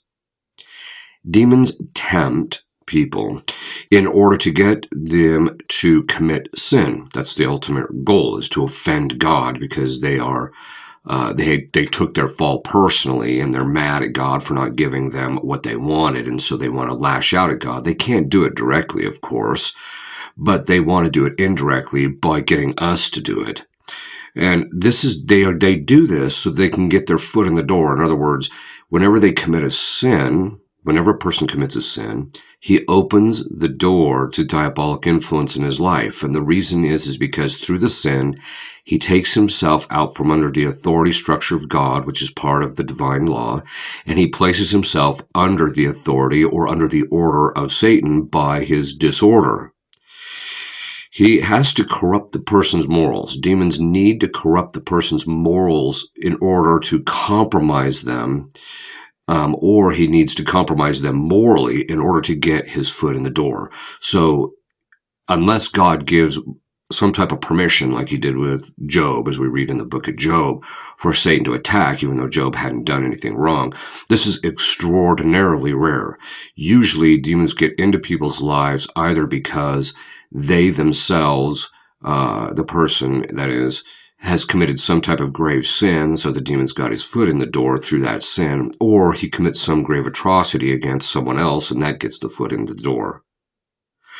Communists, in relationship to communists, Fulton Sheen once said that the communists only take over a country when there is moral corruption. In other words, they can't enter into a culture in which there is strong moral life because of the fact that the communist principles would just be categorically rejected, such as the elimination of private property, the destruction of the culture in order to rebuild it, the removal of the government, and things like that. People of moral rectitude simply wouldn't stand for that kind of thing. And so the only time that the communists can actually infiltrate or take over a country is when there is some degree of moral corruption, at least among some of its citizenry.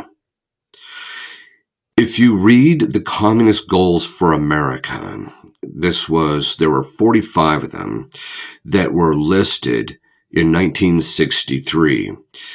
In 1963, there was a congressional record which listed the 45 goals for communism to achieve in America. This is what they wanted to do in the United States.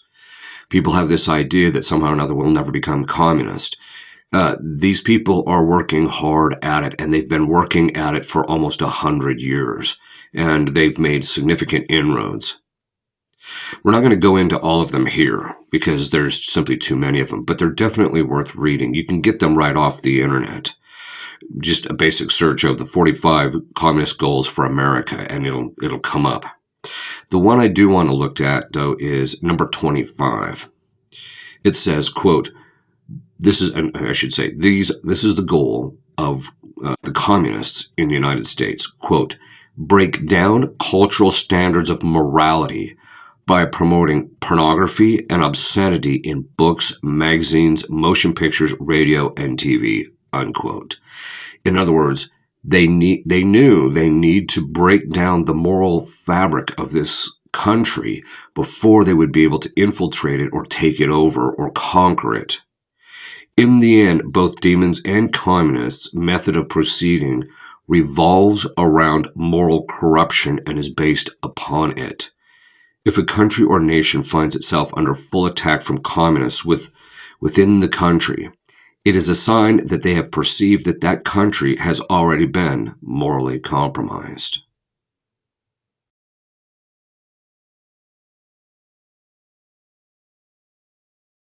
Leo XIII, in his document Exuente Iam Anno, makes the following observation, quote, in this way we daily see the numerous ills which afflict all classes of men. These poisonous doctrines have utterly corrupted both public and private life. Rationalism, materialism, atheism have begotten socialism, communism, nihilism, evil principles which not only fittingly sprung from such parentage, but were its necessary offspring, unquote. Given the content of this quote, if one analyzes it, what's the difference between this and the way demons behave?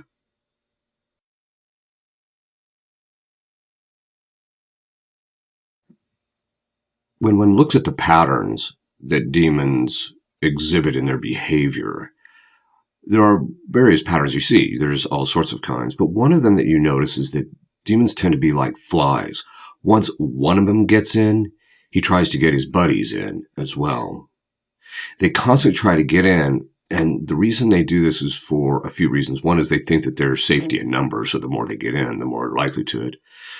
Sometimes it's because of the fact that one of the higher demons, once a lower demon gets in, the higher demon will hammer him until he does something in order to drive the person to open up the door to that particular demon. But the real reason they try and get in is so they can take charge, control, and manipulate the individual. If you look in Wikipedia, again, not that I think that Wikipedia is a reliable academic source, but if you look in Wikipedia under Marxism, we read, quote, Marxism has had a profound impact on global academia, having influenced many fields, including anthropology, archaeology, art theory, criminology, cultural studies, economics, education, ethics, film theory, geography, historiography, literary criticism, media studies, philosophy, political science, psychology, science studies, sociology, and theater, unquote. This is by design. They get into everything. They're like demons in the sense that, once they get into one place, they get their other buddies in it, and they try and infiltrate literally every aspect and every part of culture. Bella Dodd, in her book, The School of Darkness, which if you haven't read it, I highly recommend that you read it, makes the observation that communists basically took over the education system in this country. That was one of the first things they did. They now dominate the universities and public school systems. This is not conspiracy theory or rocket science. You can just read it on the internet without hardly any, just a basic search will render that up. And so when we see that they have dominated the public school systems and the universities, why should we wonder why the kids today are essentially trained socialists? I mean, this is what their training was. The goal was to take over one of the political parties in this country that was also mentioned in the 45 goals of communism in relationship to this country, was to take over one of the political parties in this country, which they did, as well as a majority of others, according to Bella Dodd and other authors. In other words, they took over an enormous amount of the political segment in this country. The deep state is just another name for communism. That is, their goals, structure, and because they do the same thing. They're in the news media. They've gotten into everything. Even Bella Dodd talks about or gives testimony of having infiltrated the seminaries and clergy in the Catholic Church with 1,000 seminarians. This is the goal they did before Vatican II. People wonder why there was such a moral and a doctrinal collapse among the clergy in the Catholic Church, at the time of Vatican II and afterwards. Well, there's part of the reason why, at least in this country. And if I understand correctly, she also said they did it worldwide. The degrees of success, I think, varied from country to country. The point being is that one of the signs of communism in a country is the fact that they've infiltrated virtually every facet and aspect of that culture. That's their goal, because once they get those taken over, then they can assert themselves and then have their revolution.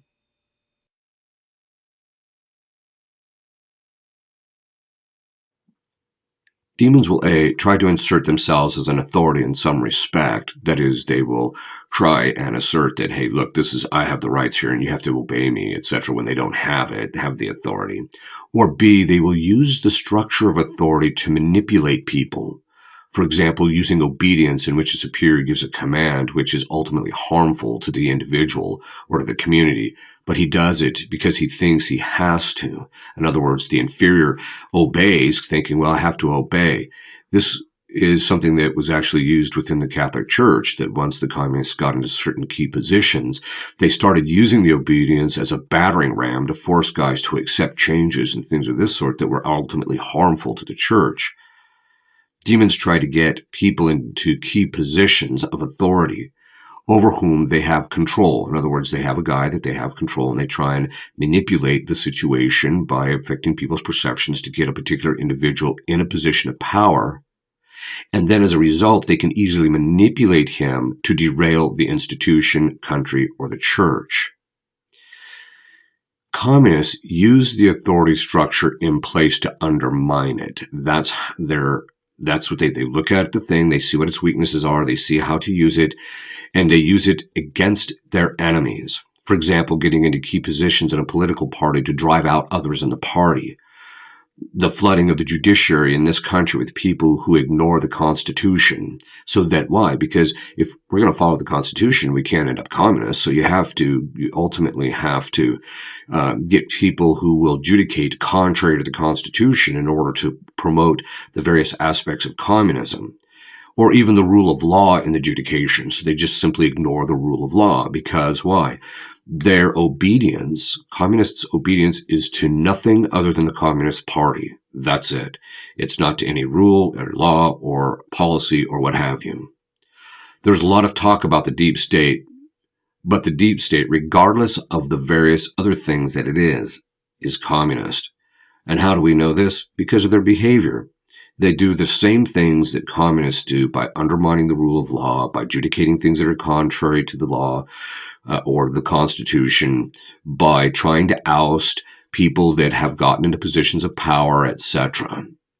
In a word, their behavior is communist, just as their behavior is the same as demons.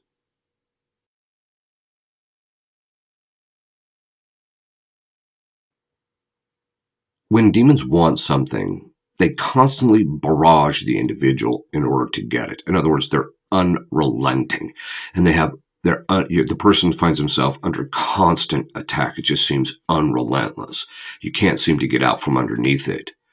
When they are told no, that is, when the demons are told no, they protest vociferously, as if somehow or another their rights are being violated, or somehow or another that you're holding something them to which they have a right, if they think they can still get it. In other words, if they think that they can obtain something from the person, if they realize they're not going to get it, then they just go somewhere else because they're somewhat efficient in their process of attack, or in their engaging in the spiritual warfare. But if they think they can get it, they become very vociferous in their protesting. Communists, in addition to using the power structure, they use the various mechanisms within a culture to advance their cause. In other words, they take a look at the lay of the land and they say, this will work to our advantage. They use the right of free speech to protest. And we've mentioned this already, that, they protest.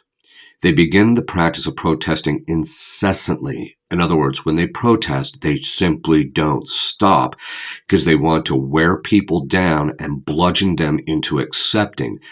They know that most people will very often, after they've been constantly harangued about something, simply give the thing to the individual to shut them up. Well, in a very similar way, the communists do the same thing as the demons. If they think they can gain something, they just continuously, vociferously protest. So it's protest, protest, protest, and it just doesn't seem to stop. To give you the sense that, that you ultimately, they're just going to wear you down. It is for this reason that Saul Alinsky, in the Rules for Radicals, states in rule number 8, keep the pressure on, never let up.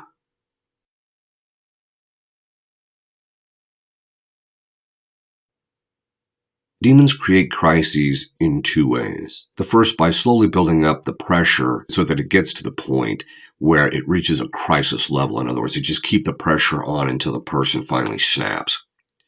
Or by broadsiding the individual with a form of attack which destabilizes him, his psychological situation, briefly, even if just briefly, during which time they can then take advantage of the individual. In other words, they create the crisis so that the person isn't in a position to defend themselves or to maintain an orderly conduct. Communists do the same thing. They create crises in the exact same way as demons do. 1, they slowly build up the pressure, which gets to the point where it gets to a crisis level. For example, the constant protesting and then rioting, which is then the next step, because the rioting follows the protesting.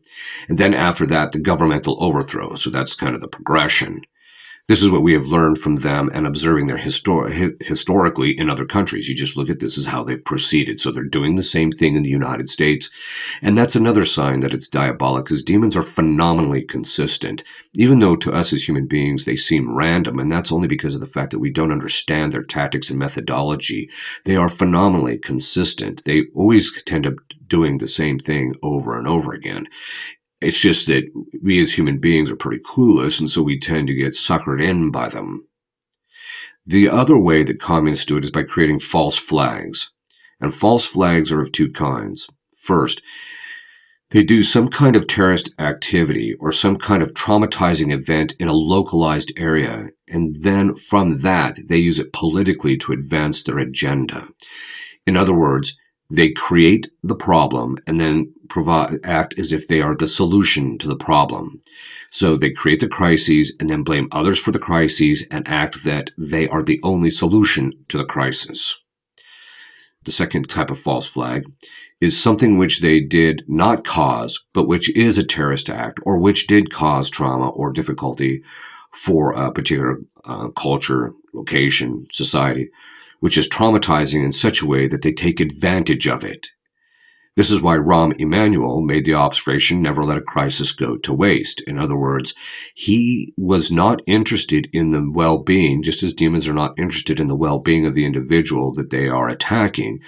Communists are not interested in the well-being of the people under them. They're only interested in how they can make use of these crises in order to advance their agenda. Creating crises and false flags is nothing new. Historically, it's been around for millennia and has many precedents in history, but the communists have perfected the process.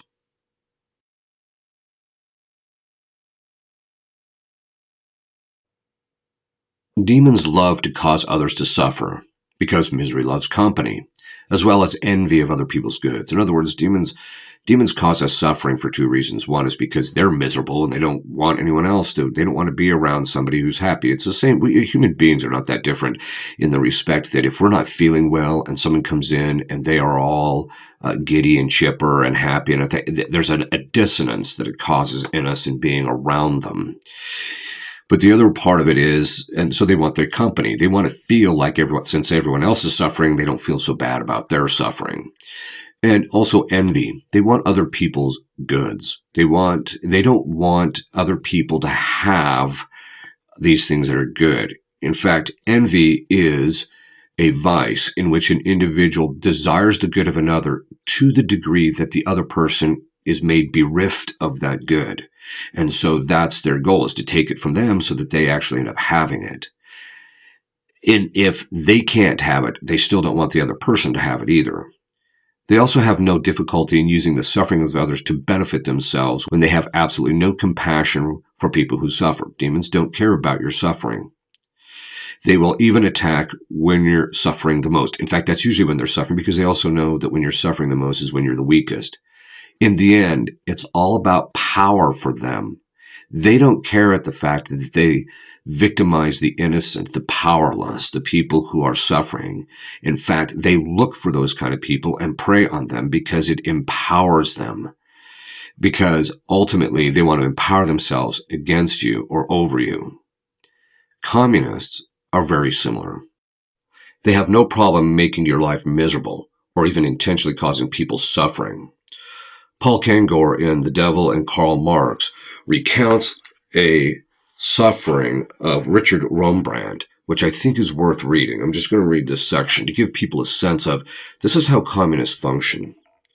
To that end, Marx and Satan is the unapologetic title of a decidedly politically incorrect look at the life of Karl Marx by the late Richard Rembrandt, who spent 14 years imprisoned behind the Iron Curtain for his opposition to atheistic communism. The Romanian pastor was brutally tortured with what he described as little demonic zeal, so horrible, so unthinkably cruelly, with such diabolic imagination by his Marxist captors that the good reverend can be forgiven for any hyperbole and for sensing that the dark spirit of the devil himself seemed to be oozing out of his tormentors. Quote, all the biblical descriptions of hell and the pains of Dante's Inferno are nothing in comparison with the tortures of communist prisons, unquote, stated Rembrandt in his international bestseller, Tortured for Christ. He recalled of his captors, quote, I have seen communists whose faces, while torturing believers, shone with rapturous joy. They cried out while torturing the Christians, we are the devil. He remembered one torturer saying, I thank God, in whom I don't believe, that I have lived to this hour when I can express all the evil in my heart, unquote. So this gives us a sense of the type of attitude that communists have towards suffering.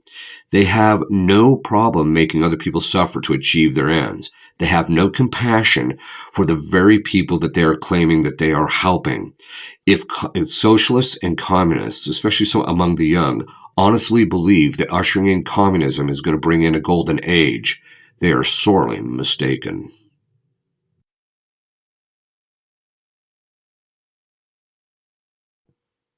One of the things that exorcists observe is that demons try and control every single aspect of our lives. In my book on psychology, called The Introduction to the Science of Mental Health, I make the observation in one of the chapters in the third part about how people who try and control everybody else is is the product of them having no internal self-control. In other words, because they can't control themselves, they have to control everybody else in order to feed their appetites of what they want. Demons use temptation versus other forms of diabolic attack to slowly gain control over the individual. In other words, demons will use various forms of temptation to slowly kind of gain control over the individual. And if you give in to them, you've already ceded a little bit of power or area in your life to them. Their ultimate goal is to control every aspect of a person's life and to eventually have him in hell under him, because if a demon managed to gets you to commit the sin for which you are damned, you are under him in hell. And they want that way they can control you for the rest of eternity because you're under them. And in hell, there's no love, no good, no nothing except power. So everything is about power.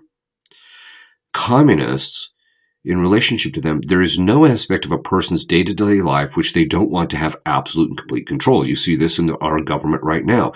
There's not a single area of our life that isn't taxed, that isn't trying to be controlled, that isn't trying to be manipulated, or that they're trying to position themselves in order to have complete control of literally every aspect of our lives.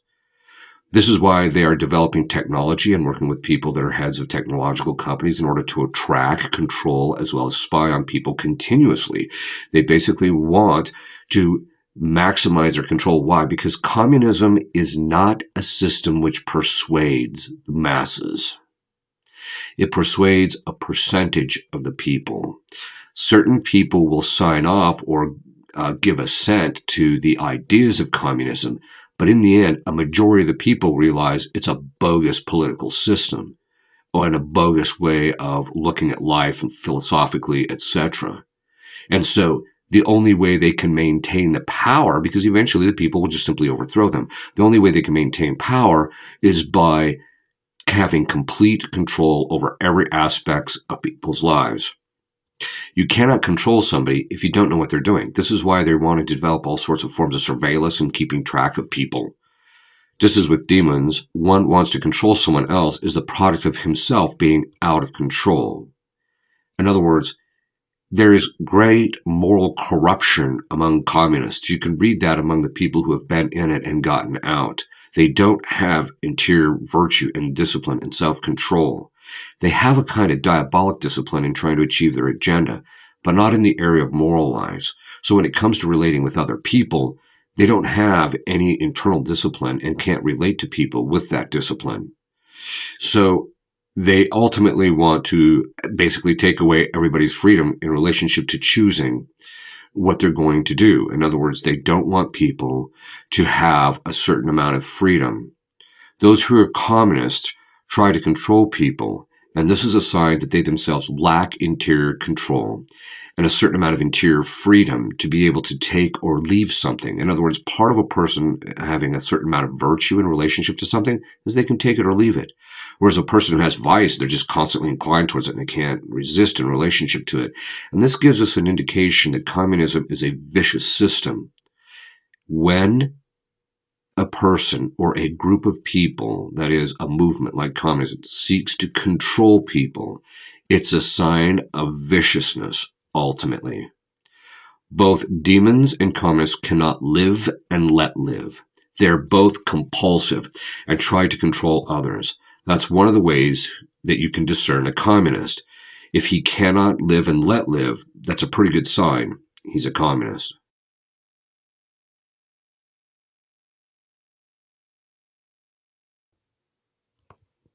Because demons do not have bodies, they don't get tired, and so they don't sleep. They don't need to sleep. And so they're constantly watching what is going on in this life, that is in this world. In other words, because they have they don't sleep, they don't need to sleep, and they're constantly thinking, their focus tends to be on this world because they're trying to undermine God, because this is where God is active. In some cases, the demon is constantly watching a particular individual. In other words, you can have demons who spend virtually all their existence, or current existence, watching just one individual, so that he can constantly observe what graces God gives to the individual, what his habits are, what his tendencies are, what his gifts and talents are, so that he can tempt him and manipulate him by that knowledge. In other words, he's trying to gain knowledge to have power over the individual. Communists set up vast spy networks and train people to spy on each other and to narc on each other. We saw this just recently with COVID, where people who are in charge of certain parts of the government were encouraging the various citizens to narc on each other in relationship to the COVID breaches of the COVID lockdown. Again, the ultimate goal is control. There is no true privacy. With demons are watching us, right? They don't know our thoughts. And so in that sense, they can't know what's going on, but they're watching us externally. And so in relationship to demons, there's no privacy in relationship to them, ultimately, unless God blocks it, of course. With communists, they want to strip and remove all forms of privacy, except that kind of privacy which promotes sin, disorder, and their activities. There is no true privacy, although they claim privacy when they want to be able to do some kind of evil activity, and they don't want other people to know about it.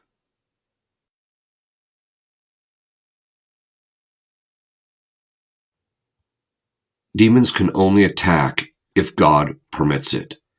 But normally speaking, the attack, whenever he does permit it, is moderated. In other words, demons are on a very short leash. However, at times, people's experience is such that it seems like they are under constant attack. And so it seems like the demon is constantly there. God is still moderating the demon, but it's a sign that God is trying to build up a certain virtue in the individual. Even how evil the world is becoming, some people have observed that it seems like the demons are almost everywhere. But this is not true. Demons aren't under every rock. They might be under every other rock, but they're not under every rock. And the point being is that they only can influence us to the degree that God permits. However, that doesn't mean that from time to time God will not allow demons to attack an individual in such a manner that the person's experience seems like that it's constant.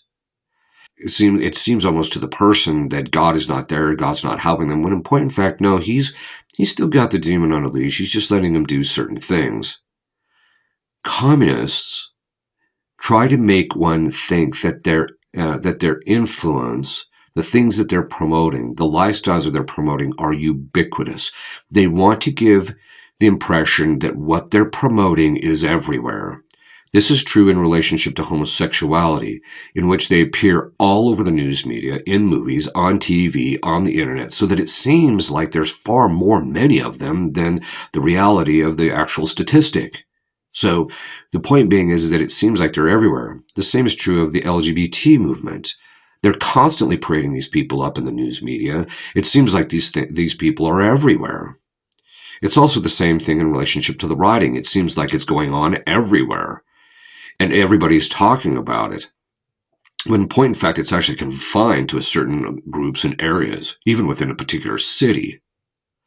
But that doesn't mean it won't continue to spread if nothing's done about it. Demons do this in order to demoralize the person and make someone feel like he is a victim, and so that they will give up, that they become hopeless, that they can't crush this thing. In other words, demons constantly attack in order to get you to give up.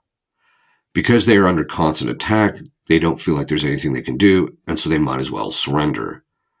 Communists do it for the exact same reasons.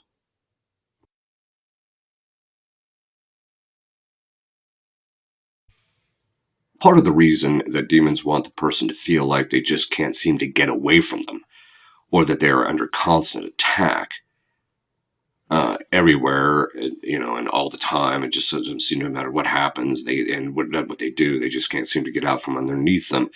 Is in order to get the person to stop looking at the situation rationally and to begin react emotionally. Demons spend an enormous amount of time and energy fostering the mindset in people that they must follow their emotions. This idea that, well, I have to follow my heart, or this idea of, if I don't follow my emotions, they'll cause fears because then they're going to suffer and this and that. Since demons have access to and influence the person's emotions, once a person follows his or her emotions, then essentially speaking, the demons have control over them. This is how that works. Because demons have access to our emotions, those who follow their emotions are easily manipulated by the emotions. Over the course of time, the person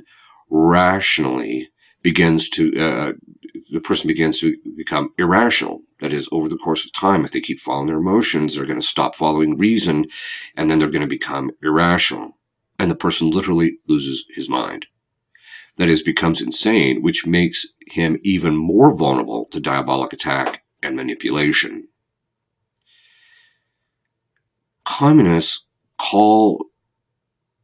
they constantly use the class warfare or the class struggle in which they pit some people against others. They always do it in emotional terms.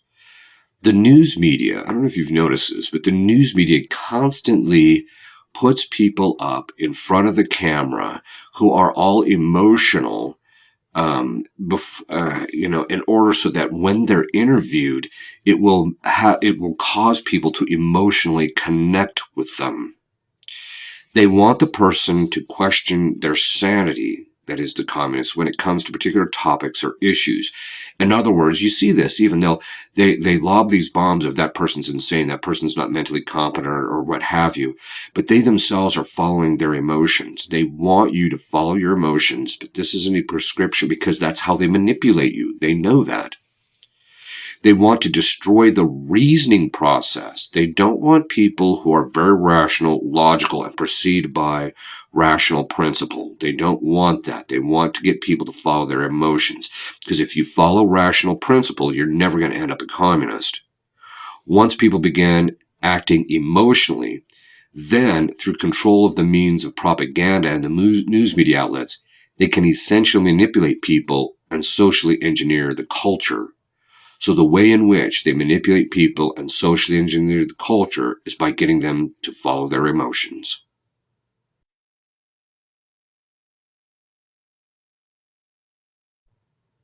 We have already noted that demons will accuse others of what they are guilty. And this is just hypocrisy, right?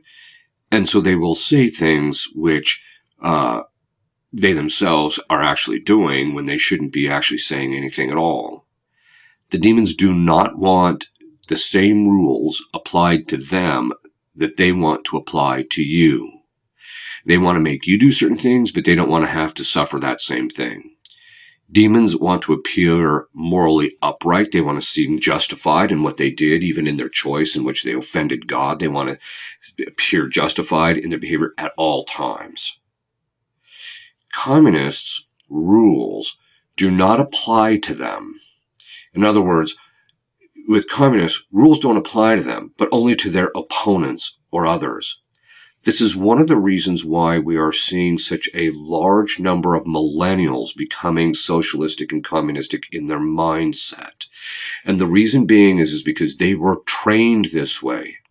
Not necessarily consciously, but in some cases explicitly, but most of the time not. So, for example, when he was in school, he would act up. And as a result, he would get sent to the principal's office. And then what would happen? The mother or the father would come down and defend the child instead of punishing him for acting up, which is what he should have done. He defended the child, so he realizes that rules don't apply to him. The effects of your bad behavior don't redound to you. So you just do whatever you want. Well, communists, that's why communism in the millennial generation, there's a kind of a hand in glove thing kind of going on there. And by the way, I'm not saying that with all millennials. I'm just saying that a lot of them, that's their mindset. The hypocrisy is blatant. People have to understand that communists do not work off of the same morality, standards of behavior, or mental framework as normal people. They're not working off a basic rational approach to social interaction and government. That is, the average person on the street just acts pretty much by the natural law. I mean, yeah, he's sinful and he does a little bit of disorder, but he acts according to the natural law. The communists don't function that way. They control the media outlets so that the hypocrisy cannot be called into question, or that the agents of communism will not have their reputation destroyed by their hypocrisy. Normally, you cannot call them out on their hypocrisy or moral corruption. In other words, if you try and point it out, their true motives, they'll either block you, shut you down, or if you manage to get it out there where you show, hey, look, you are completely contradictory in your behavior, they'll just poo-poo it, or they just openly deny it. They act like it doesn't exist. This results in increasing frustration on the side of those who are reasonable within a culture. So as communists begin to start gaining greater and greater control over a culture, normal people get more and more frustrated. Communist agents always have the appearance of being morally upright, but constantly sow discord and cause damage. Demons drive the person insane to control them. Communists drive people insane by contradiction, hypocrisy, pushing things that are contrary to the natural law, and forcing people to accept the stuff that they know is not rational or reasonable.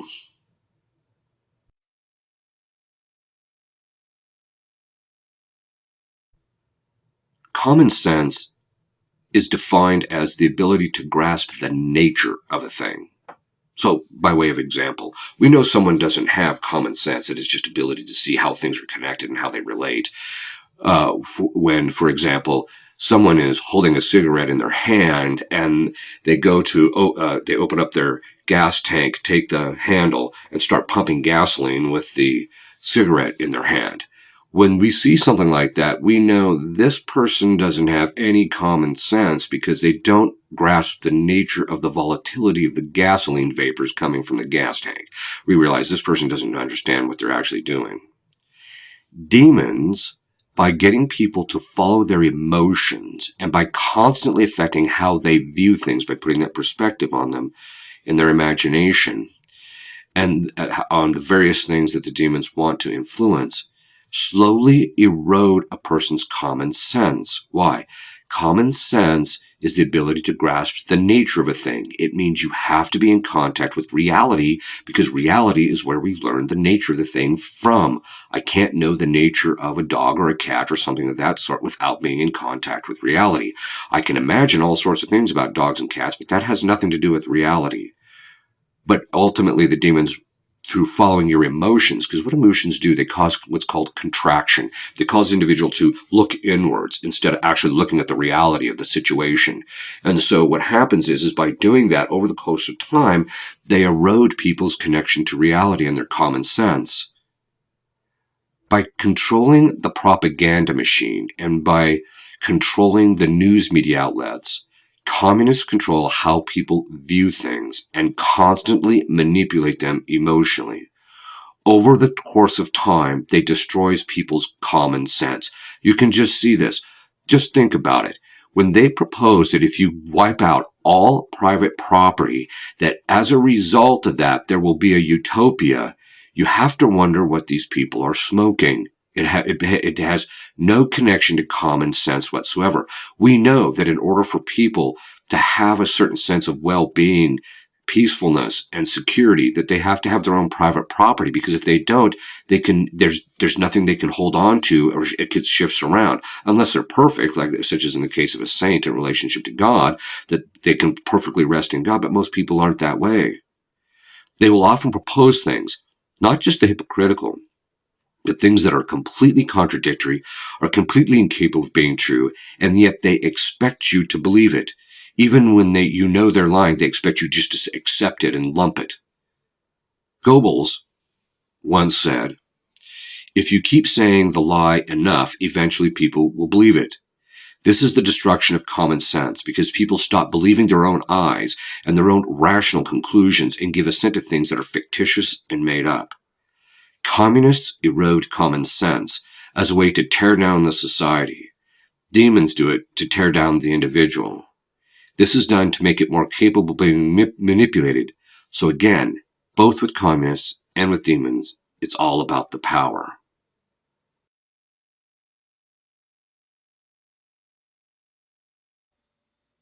Demons, by causing pleasure to an individual in the temptation, try to erode the person's discipline.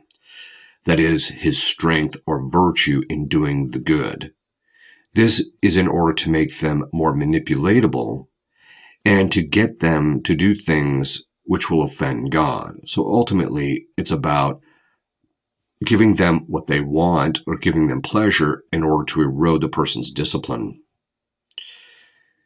Through, quote, science, unquote, or by various other means, they propose things, that is, communists propose things, and we see this even among supposed scientists, propose things which will ultimately erode the discipline of a culture. They might not have to come up with the idea, but they definitely capitalized on it. That is, communists didn't come up with the idea of these things that would erode the discipline of a culture, but they still capitalize it, pun intended. For example, no spanking, no correcting the kids, etc. Communists know that that destroys the person's fortitude and discipline. If a child is not corrected, he doesn't become orderly interiorly and psychologically and morally. And as a result, his inclinations are simply to do what he wants, which is going to lead to vice and lack of discipline.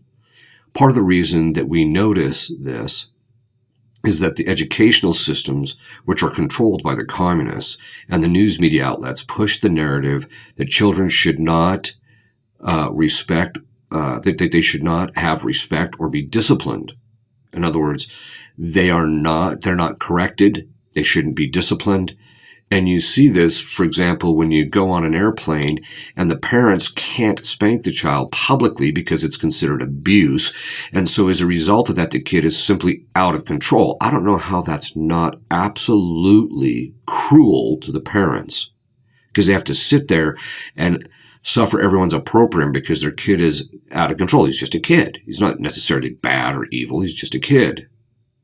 But they erode common sense by equating all punishment of children to abuse, all correcting of children to abuse, not by being able to make the proper distinction between abuse and correction, because their ultimate goal is the weakness of those they rule, just like the demons.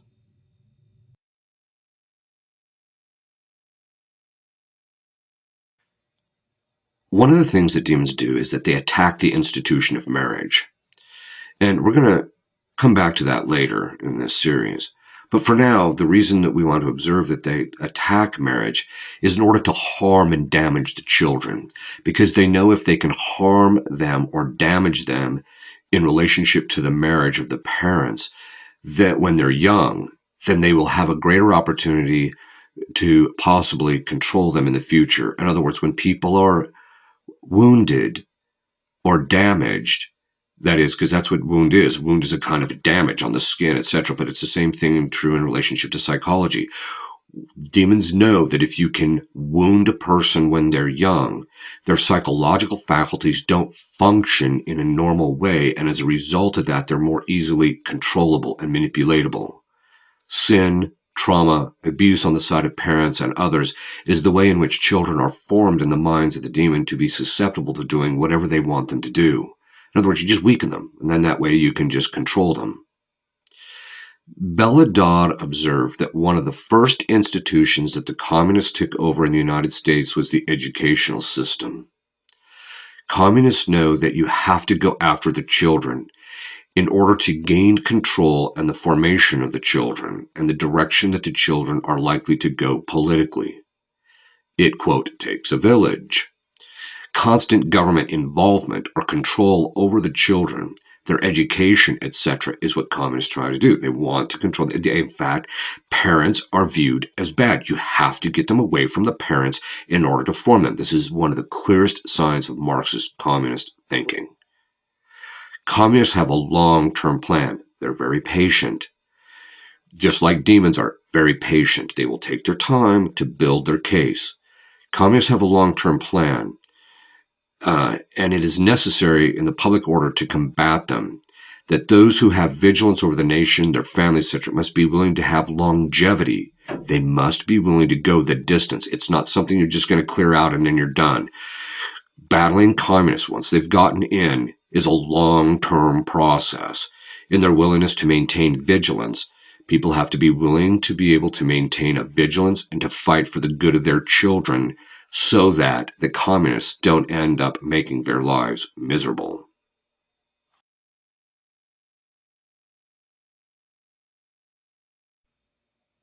One of the common warfare tactics is simply to divide and conquer. So if you can break off a segment of a battalion from the rest of the battalion, you can very often take them out much more quickly. And this is one of the primary tactics that demons use, is to divide and conquer. Now, this is done by making the individual feel like he is alone, that there's nobody who shares his view or understands him. Division is first brought about by affecting people's perceptions. You see this in marriage all the time. The first thing that demons do is attack the perceptions that the spouses have of each other in order to divide them psychologically, and then the division in them externally in the marriage can happen later. But you have to first divide them psychologically. You cannot get people to divorce each other unless their perceptions of each other are contrary to the reality or contrary to the individual. Division is brought about by affecting the perception of the individual in relationship to others, for others in relationship to the individual, or others in relationship to the individual. So basically what this means is it's all about perceptions. In the Communist Manifesto, at the very root of the full foundation of the Communist Manifesto is based upon a class struggle. So it pits one class against another. By its very thing, the first thing it tries to do is get people's perceptions that they're against each other. That's the first thing that it does. It does it by class warfare, which is just a form of divide and conquer. This is also why communists cause division by race when it doesn't need to be. They cause division by various other aspects, by ethnicity, by country of origin, etc. They are causing the division, and they cause this in the division in the news media outlets by constantly talking about the racial divide. If you keep talking about it, you'll start affecting people's perceptions about our country. So this is why Morgan Freeman said one of the first ways to stop having difficulties among race relations is to stop talking about it, right?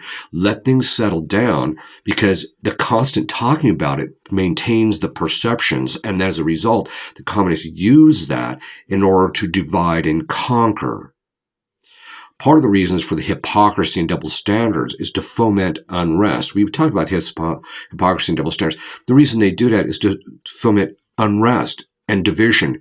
When people see that politicians get to commit crime after crime after crime and nothing is ever done about it over the course of time, and there's a double standard that they get to do stuff that other people don't get to do. You know, they get to go have their hair done when other people don't get to have their hair done, things like that. Or they get to go to walk in a park, as one mayor recently did after he had closed down the parks. People, that divide is done in order to create the division. They do it on purpose to create the division so that it can be used. Now, sometimes they're just doing it for selfish reasons, but in the end, the communists use that because then they can use that as to create the strife in which they can then seize power. Anytime you see people trying to create division, it's a pretty good sign that you're dealing with a communist or a communist group.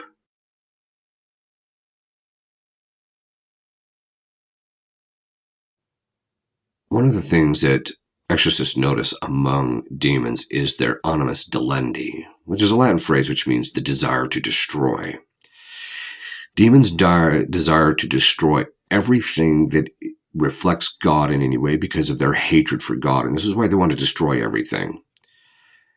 The animus delendi is not just a desire to destroy, but it's almost a compulsion, not just a desire, but a compulsion in which a person is driven to destroy everything he gets his hands on. We've already seen this in the case in relationship to demons insofar as they maximize damage within the context, or in the context in which they are capable. Demons are incapable of seeking the good of an individual, society, culture, or nation. They're just incapable because they're bent on evil. It is a sign of malice. Malice is defined by St. Thomas Aquinas as when a person chooses the lesser good over the greater good. Now here we're talking about, like, for example, we tend to think as malice as when the person intentionally chooses evil. The philosophers are very clear. People are not capable of choosing evil as such. They can only choose evil under the aspect of the good. And that's what we're talking about, that the person becomes malicious because they choose evil under the aspect of the good rather than choosing the true good.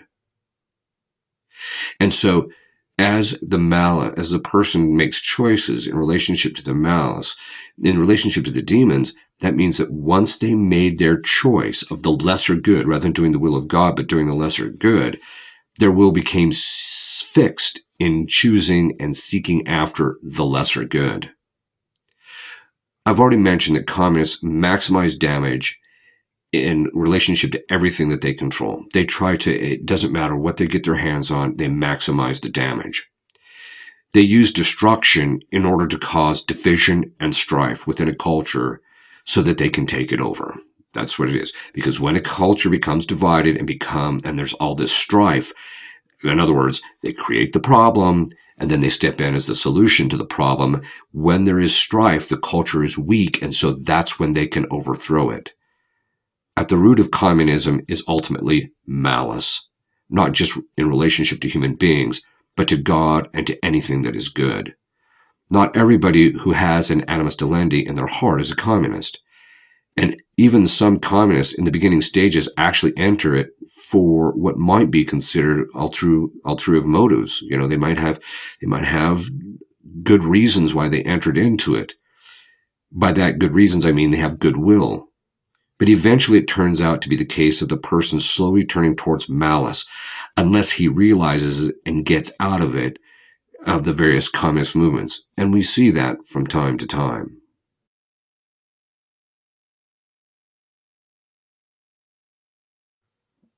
Especially in cases of possession, exorcists have observed that the demon lies to let the possessed person know that he has them under their control. In other words, he just tells a person, I have control of you, you belong to me, etc. And he likes to assert that there is nothing that they can do about it, that they just have to accept the fact that he is possessing them. Demons will also at times reveal to the person what he's going to do with them, and then he will carry through with it. So in other words, once he realizes that he is in a position of strength or perceived strength and that he basically has control over the individual, he will simply tell them, this is what I'm going to do to you, right? There's a book called The Hope of the Wicked, and in there they talk about the revealing of the method. And you see the communists actually use this tactic. Once they have you under control, they like to reveal to you what they're actually doing. Now, you may not recognize what they're saying at the time or even take it, because a lot of times people who are normal people who go to work 8 to 5 and lead a normal life, when they tell them they're going to do X, Y, and Z, it's so foreign to them that it doesn't even compute. So they just kind of dismiss it. They will openly reveal what they're going to do once they have you under their control.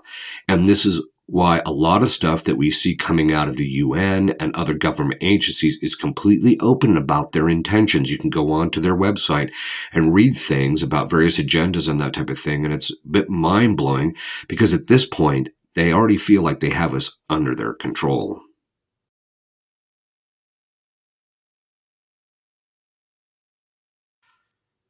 We've already discussed how demons will accuse the individual of various things, even though they're the ones that are actually guilty of it. In the structure of the accusation itself, the demon is trying to put the individual on the defensive so that he feels like the burden of proof is shifted from the accuser to the accused, and so that the demon himself in the allegation is the one that stands on sure footing, so the person feels like they have to defend themselves against it. One of the things that comists try to do is shift the burden of proof from the accuser to the innocent, that is, to the accused, so the accused has to prove their innocence. We also see this insofar as they will accuse a person enforcing the law. You see this. They're attacking the police rather than the person who's actually committing the crime. They're in the process of committing the crime, and the communists will actually back the person committing the crime. This is done in order to sow greater division. That is, when people feel like or when the police are put on, or the people that are enforcing the law are put on the defensive, it makes people feel like even their government is supporting them, or whatever the case may be. In effect, at the most fundamental level, communism is basically thuggery. That's all it is. It's just thuggery. At the most basic level, communism is thuggery, and we know this from the fact that Saul Alinsky openly admits that he learned his tactics from the mafia.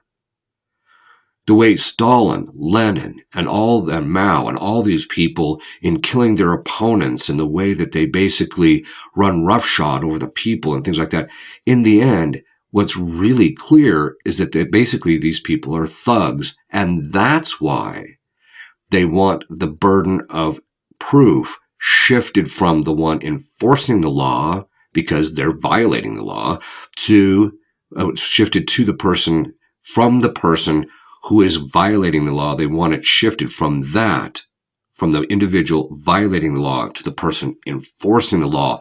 That way they can continue engaging in their thuggery.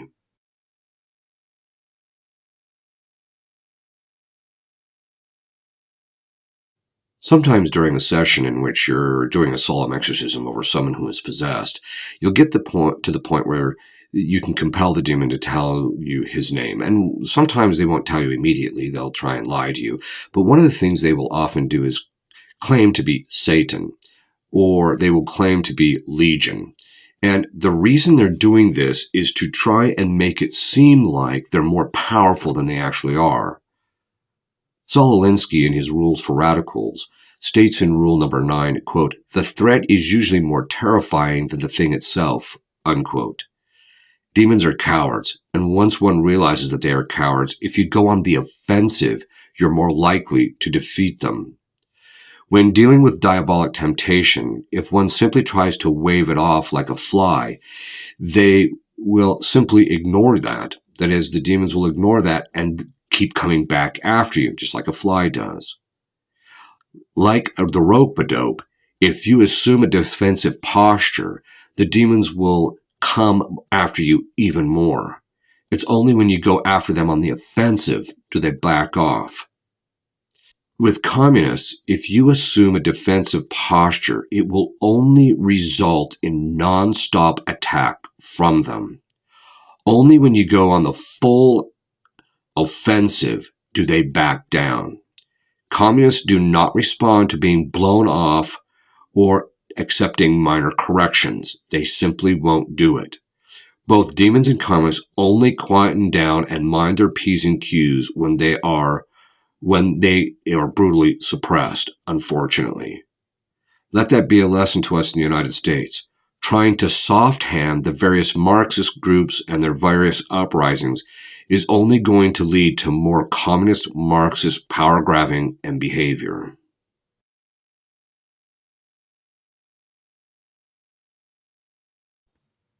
I have mentioned in this series that because demons made the choice in evil, their wills became fixed in evil, and so they promote every form of moral depravity under the sun. They do this by getting people not to follow the natural law or the divine positive law, that is, the Ten Commandments. In fact, the natural law inclines man towards good activity, and so demons are the enemy of the natural law. Morality, in the Thomistic sense, is based upon the pursuit of happiness, and for St. Thomas, the demons chose to seek after their beatitude from their own natural means. That is, they wanted to achieve it on their own, independently of doing the will of God and God aiding them. Demons did the same thing in relationship to the temptation of Adam and Eve. Just like Satan and his temptation of Adam and Eve, who promised them knowledge independent of God, that is, he was selling them something which was completely false, and he knew it. The communists try to sell people on a utopia in which there is no private property or even government, in which it is achieved by the destruction of all society structure, government, social mores, etc. A materialist philosophical and political system which in the end cannot grant man happiness, because his true happiness cannot be anything material, is a sign that communism is trying to sell us a bill of goods.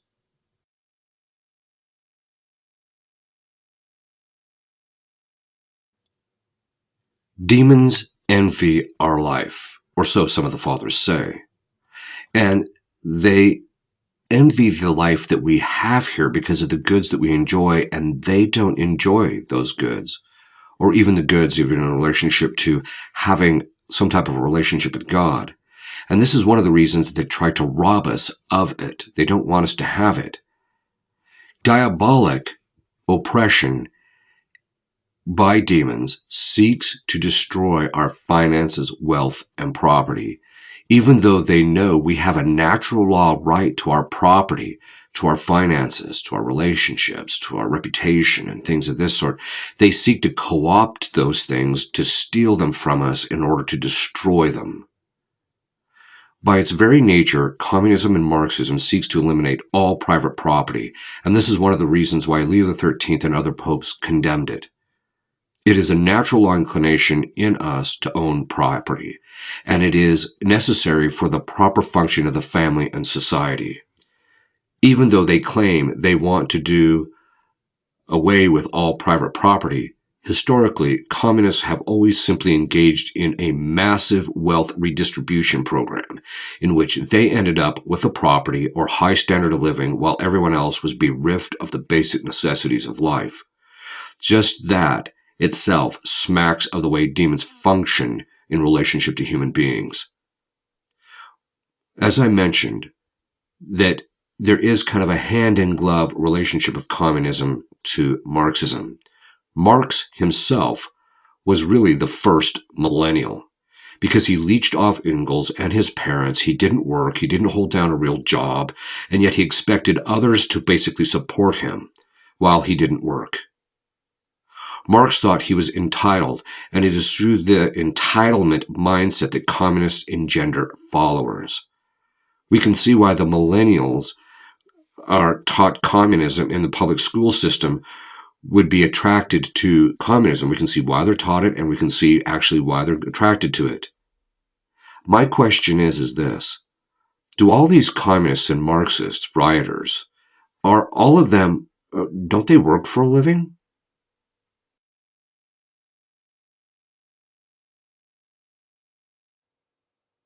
I've already mentioned that demons attack the institution of marriage, and exorcists have noted that they really attack the sacrament as well as the natural law institution of marriage, especially in relationship if the person who's possessed is married.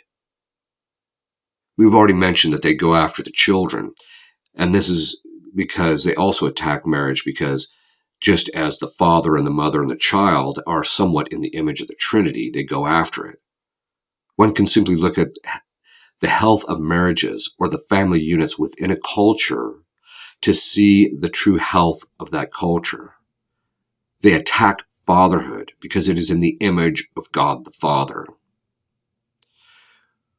One of the first things that communists did when they gained control of Russia was to ban the institution of marriage. This led to gargantuan economic and societal problems, and so they reinstituted it. They attacked it for the same reasons demons attack it, in order to go after the children. And also the way they attacked it was by saying that marriage was just a way to oppress women and things of this sort. Attacks in this country on the nature of fatherhood is very common among the news media and other propagandists of the communist mindset. Be wary any time someone is attacking marriage, And by marriage, I mean between one man and one woman. And anytime they are attacking fatherhood, or even what it means to be a true woman, when they're attacking those things, it's a pretty good sign that they're a communist.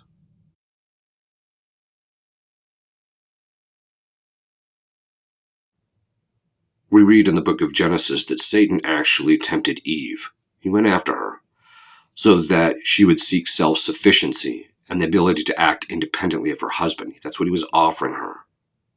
From that point on, part of the punishment of women was to seek self-sufficiency independently of their husband and to have an aversion to their domestic work. The fact that they were dependent on their husband, they have an aversion towards it, rather than seeing it as a form of providence in which men provide for them so that they can take care of their children, which is their natural inclination. This tendency after, which is part of the punishment of Eve and all women after Eve, this tendency towards having that aversion is a real thing. And demons play on this disordered inclination in women. They try and foster it. That's how they cause division within families, within society, and within culture. I want to read you a passage from Vladimir Lenin on an interview which he gave to Clara Zetkin called On the Woman Question, because this will give us a sense of the relationship that communism has to diabolic psychology. Quote, in law, there's naturally complete equity of rights of men and women, and everywhere there is evidence of a sincere wish to put this equality into practice. We are bringing the women into the social economy, into legislation and government. All educational institutions are open to them so that they can increase their professional and social capacities. We are establishing communal kitchens and public eating houses, laundries and repairing shops, nurseries, kindergartens, children's homes, educational institutes of all sorts. In short, we are seriously carrying out the demand in our program for the transference of the economic and educational functions of the separate household to society. That will mean freedom for the woman from the old household drudgery and dependence on man. That enables her to exercise to the full her talents and her inclinations. The children are brought up under more favorable conditions than at home. We have the most advanced protective laws for women workers in the world, and the officials of the organized workers carry them out. We are establishing maternity hospitals, homes for mothers and children, mothercraft clinics, organizing lecture courses on children care, exhibitions teaching mothers how to look after themselves and their children, and similar things. We are making the most serious efforts to maintain women who are unemployed and unprovided for, unquote. Communism demeans the value of the work women do domestically and in the raising of children by reducing them to simply another worker out in society. Women are then seen for their material contribution to society and reduced to an economic consideration rather than to their spiritual, moral, and educational value in raising their children and providing of a home life that brings joy to her, her husband, and her children. In the end, communism fosters hatred for feminine nature and the good it contributes to the family and to society.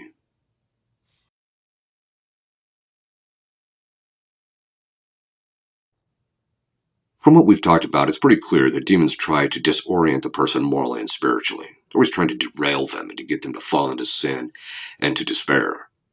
They seek to destroy the basis of morality in the person's mind by constantly putting questions and doubts in there, or by inclining them to evil things so that over the course of time the person starts thinking it's okay. Demons constantly call into question the tenets of basic traditional morality. They will often act as if they are justified in the decision that they made to act contrary to God, and so they try and assume a position of moral superiority, as I've mentioned, and part of that requires them to call into question traditional morality. Communism is an atheistic system, so there are no morals. In the end, if there's no God, then there's no moral law. And so anything goes. Lying is perfectly fine, fraud, stealing, killing people, etc. They behave like demons insofar as demons lie, commit fraud, deceit, and do all that same kind of stuff. Because there's no basis for morality, and one can do anything one wants, the ends justify the means. Of course, communist and diabolic ends are never good anyway. But that means that because in their mind their end is good, they can do whatever they choose in order to get their end, to achieve their end. This is why they can be completely hypocritical, and there's no problem with it. You just have to accept it. Communists think that their goals are so lofty that they are morally superior to everybody else, and that's why whatever they do is okay. That's why they think they have the right to rule over you.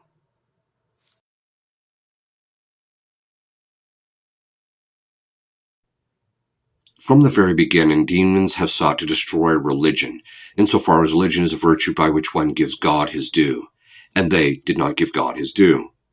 That is above all true in relationship to the Catholic Church. The communist view of the Catholic Church is that it is its primary nemesis, at least in the area of religion. Demons will do everything in their power to try and gain control within the church, or to try to gain control over the church by means of using civil authorities in order to cause problems with the church. This was seen in relationship to the civil authorities persecuting the church from the very beginning, and it having a following throughout history in which they tried to use the civil authorities in order to attack the church. They're even doing it now. Both communism and Satan, that is the demons, want the subjugation of the church to the civil authorities. The communists for the sake of gaining power over the church, because they realize that the church stands in its way to bring about this utopia and destruction of private property, etc., and the cultures, and to eradicate one of its enemies, and Satan to eradicate his enemy. Separation of church and state is simply the battering ram and the way in which the state gained ascendancy over the church. In other words, the state said, you can't tell the state what to do. Once they did that, once the state told the church there will be separation of church and state, the state assumed a position of authority over the church to be able to tell it what it must do in relationship to the state. It was simply a power grab. And therefore, it can dictate to it what it wants, which became abundantly clear in the COVID lockdown when the civil authorities were dictating to the church what it can and cannot do. Communists only allow religion when it is under their thumb and does their bidding.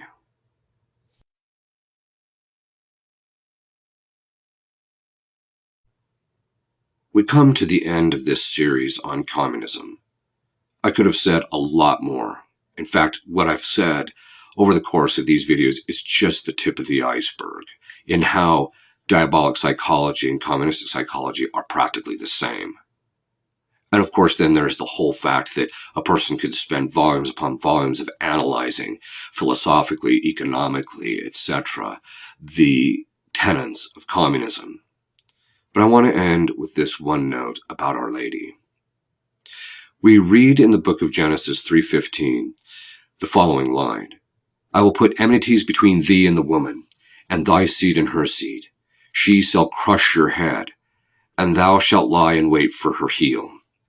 This was a warning of God to Satan that he was going to set up a woman who was going to be able to crush him in his work. God set Our Lady up as the nemesis of Satan, and she crushes him, not just him, but she crushes his work as well.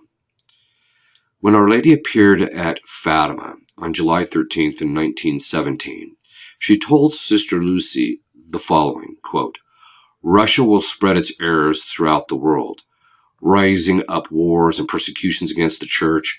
The good will be martyred, the Holy Father will suffer much, and various nations will be annihilated, unquote. The psychology of communism and demons is practically identical once one removes the veneer of the image that the communists portray of them and their system. In effect, communism is a thoroughly diabolic philosophic, economic, and political system. It is no wonder that our Lord set Our Lady's Immaculate Heart up as the antidote to such a diabolic system. In other words, Our Lady said, if you consecrate Russia to my Immaculate Heart, then this would be averted. And so we know that the only way to crush the spread of communism is by Our Lady. I sometimes wonder, if Russia was consecrated, why is it that Western culture is fighting for its very life against communistic Marxist movements trying to destroy it and take it over?